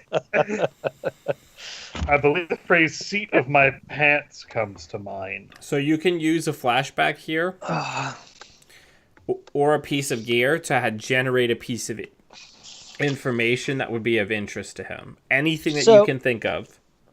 It can deal with any gang. You can just invent that that one of the governor's right hands is like banging his like young cousin. It doesn't matter. Make it up. Mm-hmm. Alrighty. So going backwards a little bit, we robbed that police station. Do you remember? Yeah. Last session. I don't recall what information we took. I know it proved that somebody was a murderer, but I don't remember all the details. We took out the head of the crows for the lampblacks. You did not take her out. You got the information so that they could derail the investigation and try to organize a lynch mob against her. Right. Yeah. So here's what I'm going to do. One of the items I can pick as a spider is I can pick a fine cover identity. paperwork, planted stories and rumors, and false relationships sufficient to pass as a different person. So I guess I would take a flashback. Say I just grabbed a No. random folder Yep, but from that last score. yeah, go for it. And it has a false identity that somebody he's been tracking has been using. That would be of interest to him, and that would be the gift. Okay, so invent that person that you are pretending to be. Oh, no, I'm not going to pretend to be him. The gift would be a piece of information he doesn't have, that this person is actually that person. So I guess, what was the name of the red sash lieutenant that we patrolled the grounds with? Armand. Yeah, Armand. Armand. Well, Armand actually has another identity, and that is of, I don't know. He likes to go and You could just yeah. invent something like he's actually a narc and an informant for the police. Okay, there we go. And you're gonna falsify the information as your gear that he's been feeding the inspectors information on his rivals, which would basically be the biggest of faux pas in the criminal underworld. Okay, there we go. I'm sorry. Thank you for coming up with that, because I'm not that great at that. So yes, that's what I'm doing. So that's going to be a 2-stress flashback. Why don't you do Okay. me a favor and let me look at your sheet.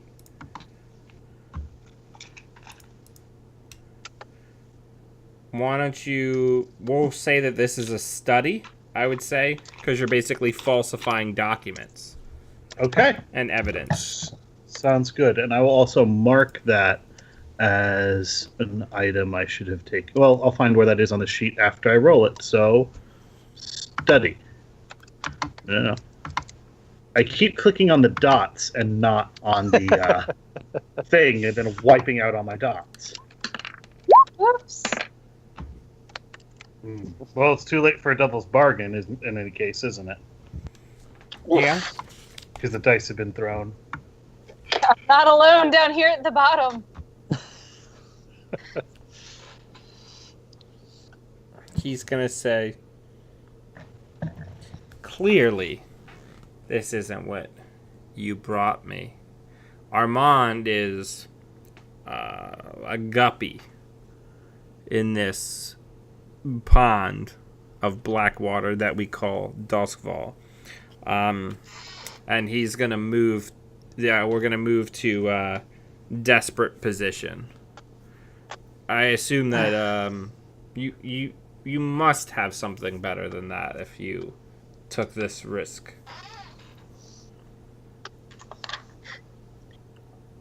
All right, does anybody else want to chime in? Bluefoot? Yeah, well, Jonas?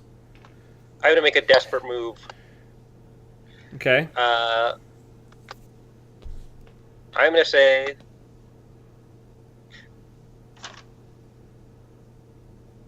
that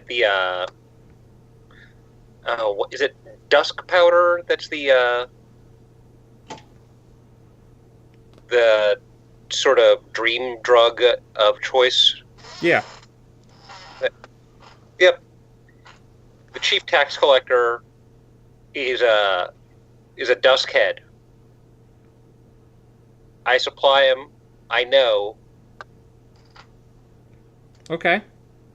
Roll it. Quick question. How many dice do you have? Because I could use my setup thing to kind of turn my failure around and go, well, since you're definitely smart enough to see through that, here's the real information, and try to play it off. Yeah. Well, go ahead. we're trying to convince him that the information the crows have been funneling through him is false. Correct. Right? Correct. So we need to Yeah. come up with a piece of something big that they've pushed through him that we can show has been not the case. So this is a perfect opportunity for a flashback where you would figure out Right. from other people somehow a piece of information that the crows had given to the Bulkus family. Bulkus, yes. So, do you... You gotta do I'm trying to think of what we can flash back to Now, picking up. Birdie, you can still do flashbacks even though you're not here. Okay, what about... Okay, Jonas was casing the place. Yeah. In an effort, like, to make it look like he was actually performing a meet. And I don't take any stress for this? No, you're gonna still take stress for it. Okay. I'll say one of the times to make him look less suspicious, I met him there and we just listened into the crowd to find out what they're talking about. Is that sufficient? No, I think this is going to be a more pointed investigation where you actually need to use your tracking skills. What if, going on that idea, you may not have found out who it was, but maybe you found the room the deals went down and were able to listen to one. You just couldn't tell who anybody was saying it. No, I'd have to get upstairs for that. And I think that's why Dan set it up as a wide room. Can I hunt around the whole of what place called? Come here. Silkshore? No, not Silk Shore. We just took out the head of the crows. Well, no, that's in motion. But yeah, you did something similar there. You did something powerful there, but it's not resolved yet. Right. Okay, so they've got to be running around like chickens with their heads cut off. What if I just prowl around? Not prowl, hunt. What if I just hunt around Crow's Foot to see what they're talking about? Okay, so roll it. If we find anything about the operations they're trying to like duct tape into place before she goes under, is this still desperate? Yeah. Probably. Roll it. You're gonna hunt around and you're gonna try to see if you can uncover something juicy enough. Is this limited or standard? Standard. No bonuses. Abernathy was gonna give you a bonus die. Should I do it again? No, just roll one more die. So that's a 3 and a 5. Should I do fortune for that? Yeah, just do a 1 die fortune. Come on, fucker. Stay where I put you. Excuse me.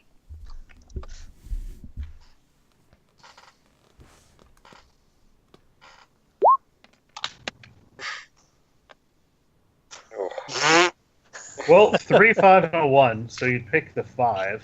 Absolutely. Okay. So you find the morsel that you need. You manage to find... I'll say that due to the fact that you've been leaning on the crow... this crow information that you got from the inspectors a lot, I'm going to say that basically you're able to uncover that the information brokers, the Balkus family, they squashed the original rumors of her being that serial killer.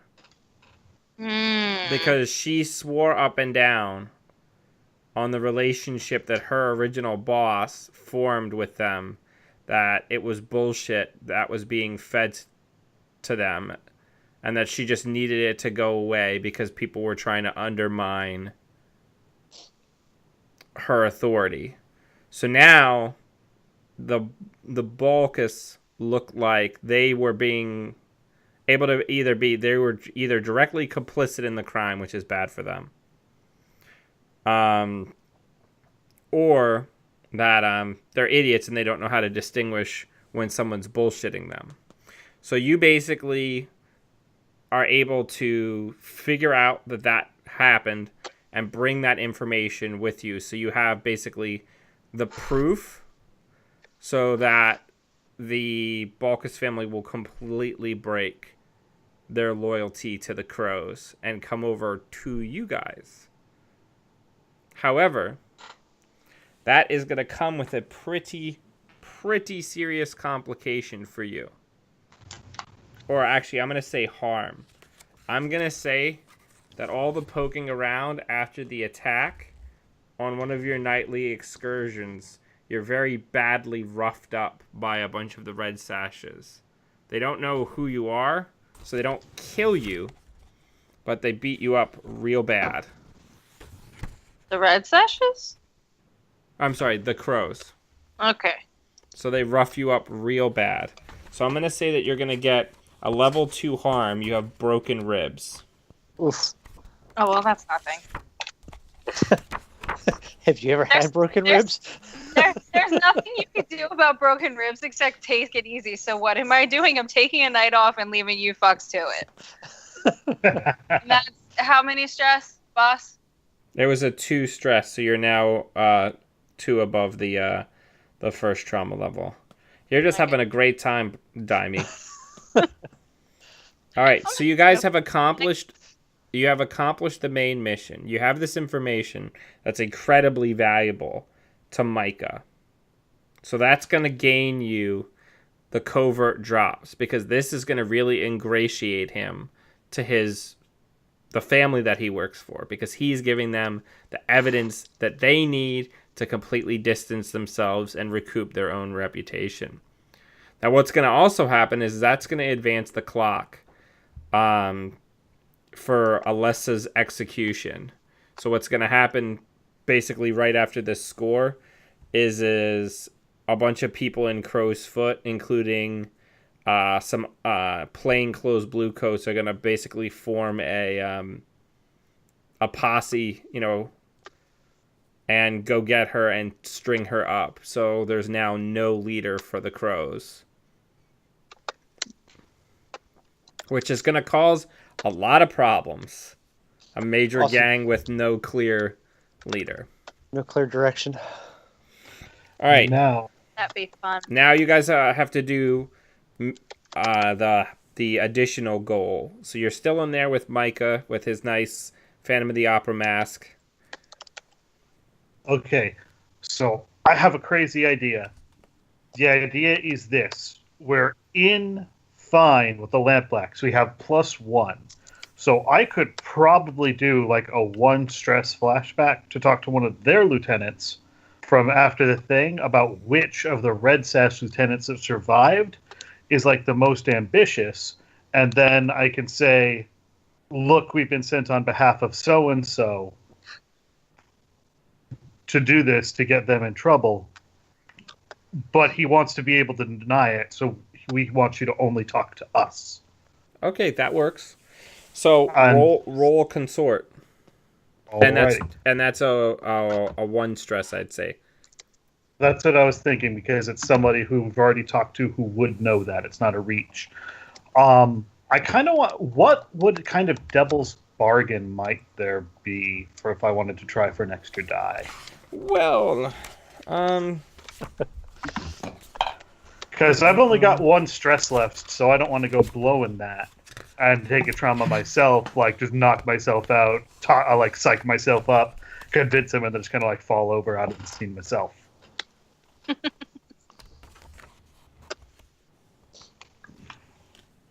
The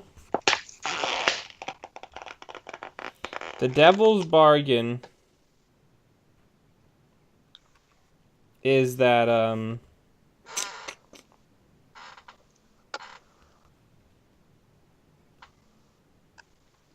the devil's bargain is going to be collateral damage.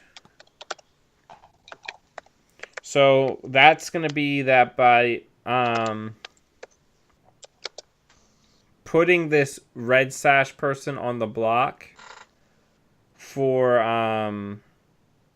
what you're doing, it's going to increase other factions' awareness of you. So let me get into the crew. I'm going to start a clock. And it's going to be Red Sash, wake up. And I'm going to put 2 out of 6 ticks on that clock. Once it fills up, then what happens? So once that happens, the Red Sash's lieutenants have enough information to put together what that you guys have basically been vexing them basically since your creation, and whatever faction standing you're at, they will move immediately to war against you. Now this can be, I'll start another one, which is shift the blame.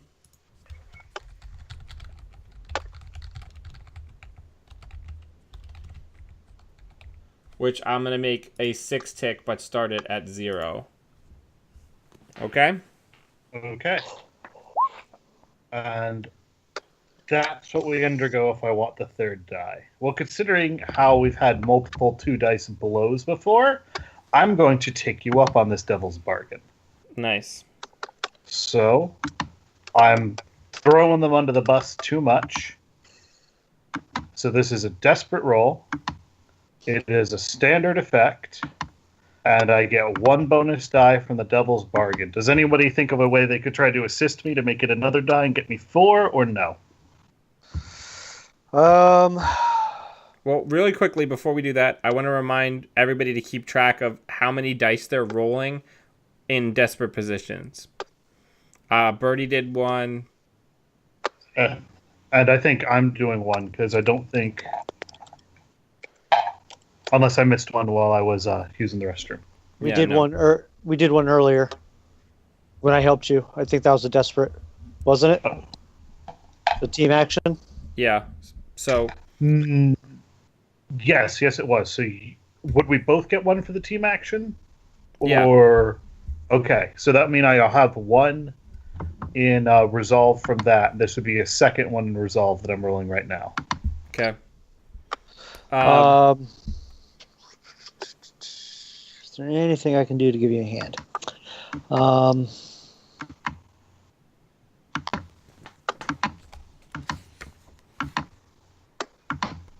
Yeah, not with this, I don't think. All right. I mean, sometimes it happens. Submit.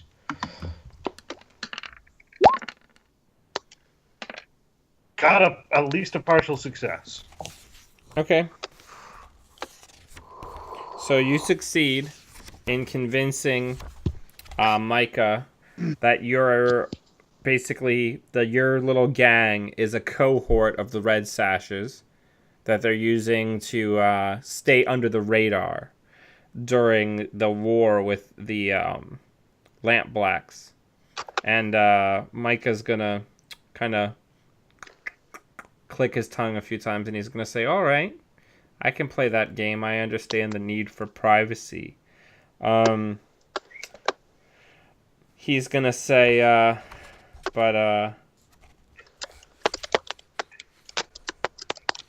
I need to know, how am I gonna get in contact with you when I need to,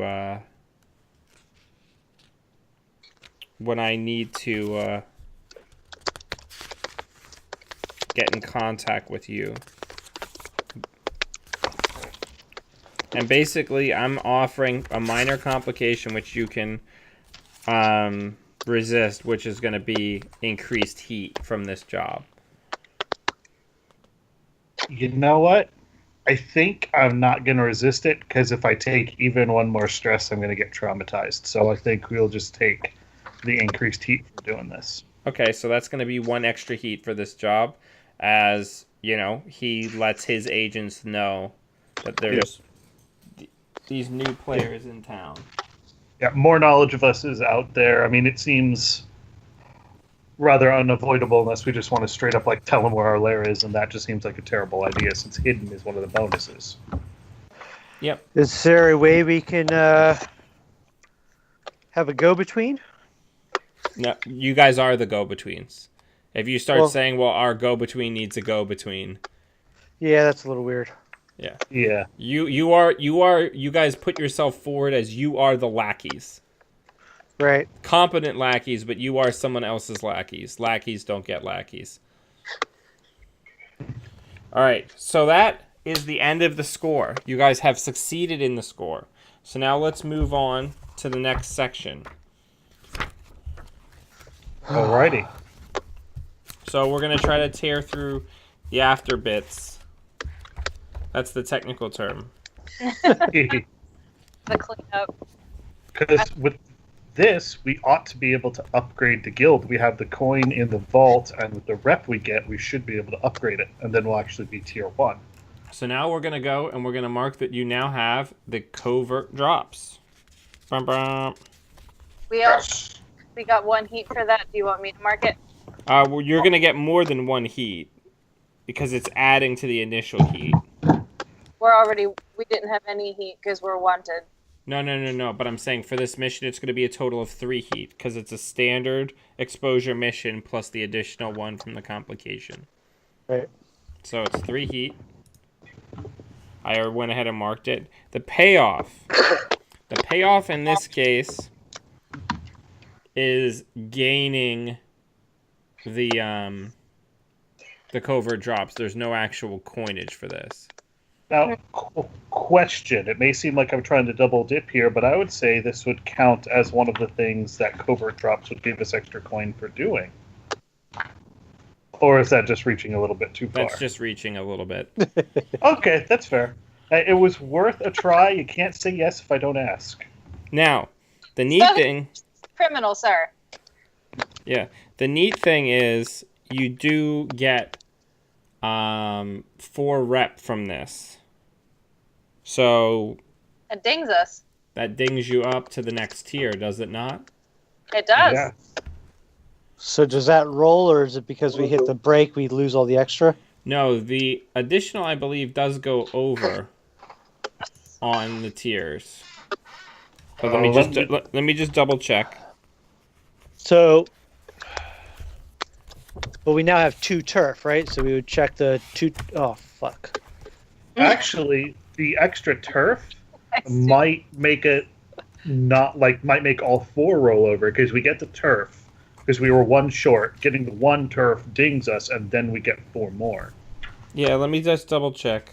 We're all learning together. Yeah. So what's the order of operations here? I'm looking it up. Dust. Pedmas. Oh my gosh.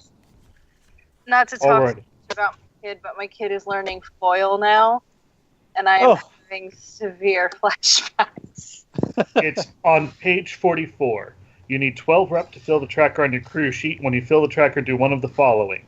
If your hold is weak, it becomes strong. Our hold is strong. If your hold is strong, you can pay to increase your crew tier by 1. This costs coin equal to your new tier times 8. Well, wouldn't you know, the demon completely filled up our vault to 8. It's like we have enough for something. Yep. We Okay. use for freestanding coins. We do have 4 in the vault. So the rep goes to 0. There's no carryover. Boo! Once you pay, reset your rep to 0 and reduce your hold to weak. Now, but you do have the turf, which means that it costs you less to get there again. Yeah. to get there again, which is really good. Alrighty. All right. So we've done that part. So you guys leveled up the gang for the first time. So you're now a weak tier 1 gang instead of a strong tier 0 gang, which is very exciting. And it also means you're more noticeable. And that wanted level is more exciting for everyone. Mostly me. All right. So nobody's going to jail. Let's do a entanglement. Who wants to roll on the fortune roll for entanglement? Why did Do you it. not get I haven't failed us so heavily today, so So Right after you guys do this job setting up this new contact for the gang, something's gonna happen as a part of this new relationship. So for the complication, do I still just roll 1 die, or for our elevated tier, do I get another die for that? Roll a number of dice equal to the wanted level and use the result of the roll to select which sort of entanglement manifests. So it's just one die. Okay. Previously, you were rolling 2 and keeping the lowest.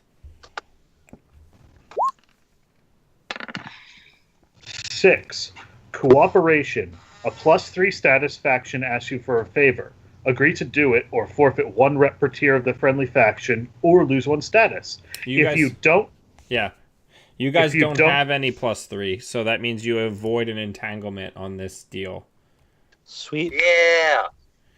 It's pretty good, because you guys don't have any friends. Oh. All right, so now we're going to move to downtime activities. Hey, I have a friend. Yeah, you have your college scientist girlfriend. So either Jonas or Abernathy, which one of you is going to forfeit your downtime actions to deal with fish? And so basically, what I have planned for this is he's going to come around, basically like looking furtively around, and he's going to say that he needs to lay low for a while because he got caught sneaking out of somebody very well-to-do's wife's bedroom, and this is somebody who has a lot of pull and is like a blue coat, like sergeant. So he's got to make himself scarce, so he's going to get his legs broken at best. Yeah. So you have a lot of stress, Abernathy, so I'll take it. Alrighty. All right, so let's just go around the wire, and we'll do everybody else's downtime activities. Abernathy, what are you doing? I think I really need to reduce my stress again because it's at 8. And since all my things are equal, my cursor's on resolve, so I'm just going to do a resolve roll. And remind everybody what your vice is? My vice is the vice of the flesh. I like to go to Madame Teslin's pleasure house. Okay. So you're not going to visit the Church of Ecstasy? Maybe later. Like I said, I'll have to wait for an invitation to come on down. All right. So what was your stress level? My stress level was 8. I rolled a 6 and a 5, so I could take the highest. So that's 6. So I am down from 8 stress to 2. So you go ham. You find yourself your favorite lady or man. I don't know what you're into. Ham is not los. Yeah, and you try to relieve a bunch of stress, and you come back to the gang very exhausted, but severely less weary looking. So what are you doing besides indulging your vice during your downtime activities? Well, I think we have a pair of long-term projects that we kind of got into because of me. So I'm thinking I might want to start the shift the blame for the red sashes. I think the best way to do that would be to find some people. Perhaps maybe we'll start with the blue coats, because I think we have a friend in the blue coats, and try to tell them about how some things are actually the red coats' fault instead of ours, or red sashes' fault instead of ours. So you're going to do like a long-term project? Yeah, we got the 6-tick clock, shift the blame for red sashes, which we can do. If we do that before they wake up, then they won't go to war with us. Perfect. Okay. Yep, so roll it. That's going to be a consort, I would say. Alrighty. Risky, because we're out of the score. Standard, because we're out of the score. No bonus dice. And that's what came up. That was really dramatic. Oh, here, let me go back over. So 6. That is 3 set. You know what I'm going to do? I'm going to be a real dick to the red sashes. I have 2 coin on my sheet. I'm going to spend 1 to upgrade that 6 to a critical, which is 5 segments. So I will remove my coin, and all of a sudden that's it. Maybe I grease their palms a bit to convince them just how much of the red sash's fault this is, and they should really look into that. So the clock only has 1 segment left, so we're really close to shifting the blame. Perfect. All right, nice. Bluefoot, what are you doing? I'm going to continue my long-term project to make quiet oil. Okay. So, I will... Did we decide that was Tinker? Correct. controlled, and limited effect. Limited effect.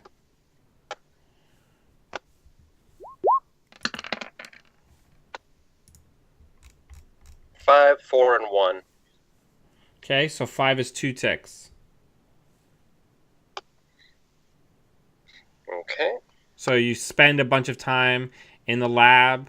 There's a couple of weird moments where people in random parts of the abandoned watchtower that you all make your home, where people are talking and they have to shout at loud levels because for some reason the ambient sound in the building's being muffled. So they have to shout to be heard at a whispered volume, but you haven't quite mastered how to control the concoction quite yet. Okay, what are you doing as your other downtime activity? I'm gonna train prowess. Perfect. Okay, so just mark it. Perfect. All right, Daimi, what are you doing? Ab, you got your surgeon friend as Yes, a I do. resource, right? Yes. Now that is a not inexhaustible resource. I think when we discussed it, I think I said something like 3 uses before you would have to put more work into it. I honestly don't remember, but that is totally fair. Because when you look up the asset, like the developing an asset, it's not a permanent asset of the gang. but it'll be easier the next time I try to recruit her. Then. Correct. But yeah, so I'm just letting you know. So go ahead. All right. So she's got 2 dice base to try to heal you. So roll a fortune roll for 2.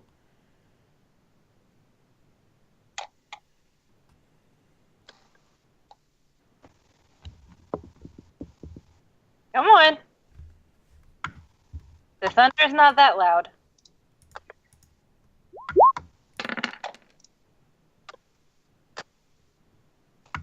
I got a 6.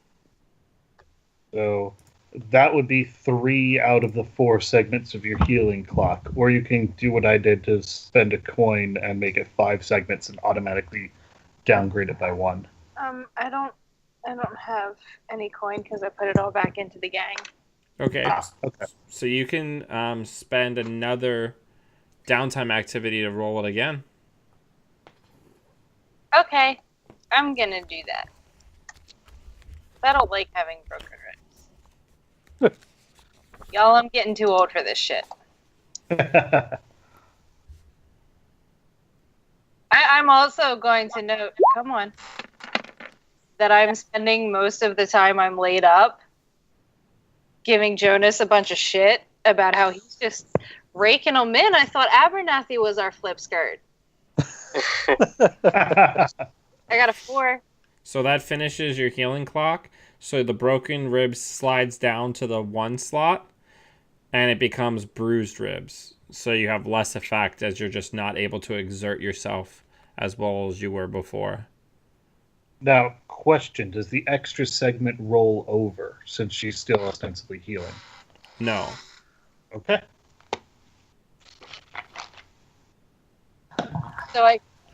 So now I clear my healing progress clock, and I have to do it again next time? Correct. The idea is you're not supposed to be able to fully heal every time, right? You're supposed to collect industry stress and trauma. I'm not arguing. I know. I'm just explaining for people who aren't familiar with the rules. It's not a challenge. It's a part in our dust. All right. So, so that's everything for this job. We've done all the downtime. We've managed all the stuff. I'll keep track and update the city clocks. Did we do all the XP? Oh, no, we didn't do the XP. All right. So, let's talk about actually the gang first. So, the gang levels up. Let's take a look. In certain situations. So, let's bring that up and take a look. And while we're kind of working on this, also look at your own sheets. So, if we look at the sheet, you did execute a successful espionage mission. So that's one experience. You definitely contended with challenges above your current station. You increased your crew's reputation. I don't know if we got any inner conflict here. I'm not going to let us double dip that by saying acquiring part of your territory is the essential nature of the crew. So I think 3 EXP for the crew. Okay. Very good, me. All right, so let's go around. Why don't we, since I've already got you here, why don't we start with Daimi? Let's look at your EXP. You rolled 1 desperate action, so you get that in that attribute. Do you remember what attribute that was? It was sway. Okay. I already took my resolve. Perfect. Okay. So you did address a challenge with tracking or violence. Do you want to check that, or do you want me to do it? I got it. All right. I don't think the other 2 really apply in this case. Oh, well, no, I guess that was downtime, wasn't it?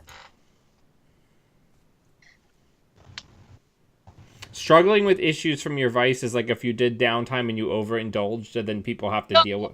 I meant because I found Kieran. Oh yeah. My family. Yeah. But it's during downtime. No, that counts. So that would be an additional EXP for using tracking or violence. No, expressing my background. Okay. No? However you... Yeah, that works too. Okay. All done. All right, who wants to go next? I can go. All right, let's look at you, Jonas. What do you got going on? All right, so I already marked 1 resolve for the desperate team action I did with the Abernathy. All right. I used a study roll for figuring out the bar, so I think that fits into the knowledge guy. Okay. Yes. Yeah.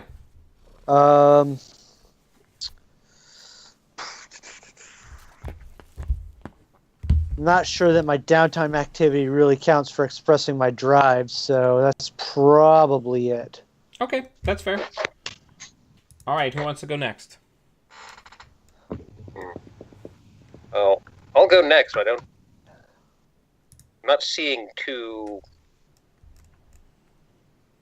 Well, you addressed the skill with technical skill or mayhem. Your downtime projects count. You're working on something that's going to be, if you can make a case for them. You guys are a bunch of spies. You're trying to work on an alchemical reagent that will make your job less clumsy. much I easier. just didn't realize that downtime activities could count towards that. So, yeah. But I think that long-term projects certainly can. All right. So, I'll mark 1 then for... All right. Did you make any desperate actions? I did not. Okay. Didn't you? I thought you had 1. I was going to, but then we took a different direction. Right. I remember right. I wasn't there. All right. Abernathy. So I would get 2 from resolve, 1 for the joint action, and 1 for the final thing where I convinced him that we're the lackeys for the red sashes. So that was 2 desperate rolls. I didn't express my beliefs, drives, heritage, or background. I didn't struggle with issues from my vice or trauma. But I would say if we're including downtime activities, I addressed a whole bunch of things with calculation and conspiracy. So why don't you mark 1 playbook EXP plus what you listed there, which looks like you've already marked in resolve. Yes. All right, so mark 1 playbook EXP. And that'll just about do it for this session of the Doskvol Dandies. We should be good to go for next Monday. Thank you, everybody, for watching. And we'll see you all next time. Thank you all very much. See you guys. Thanks, everyone.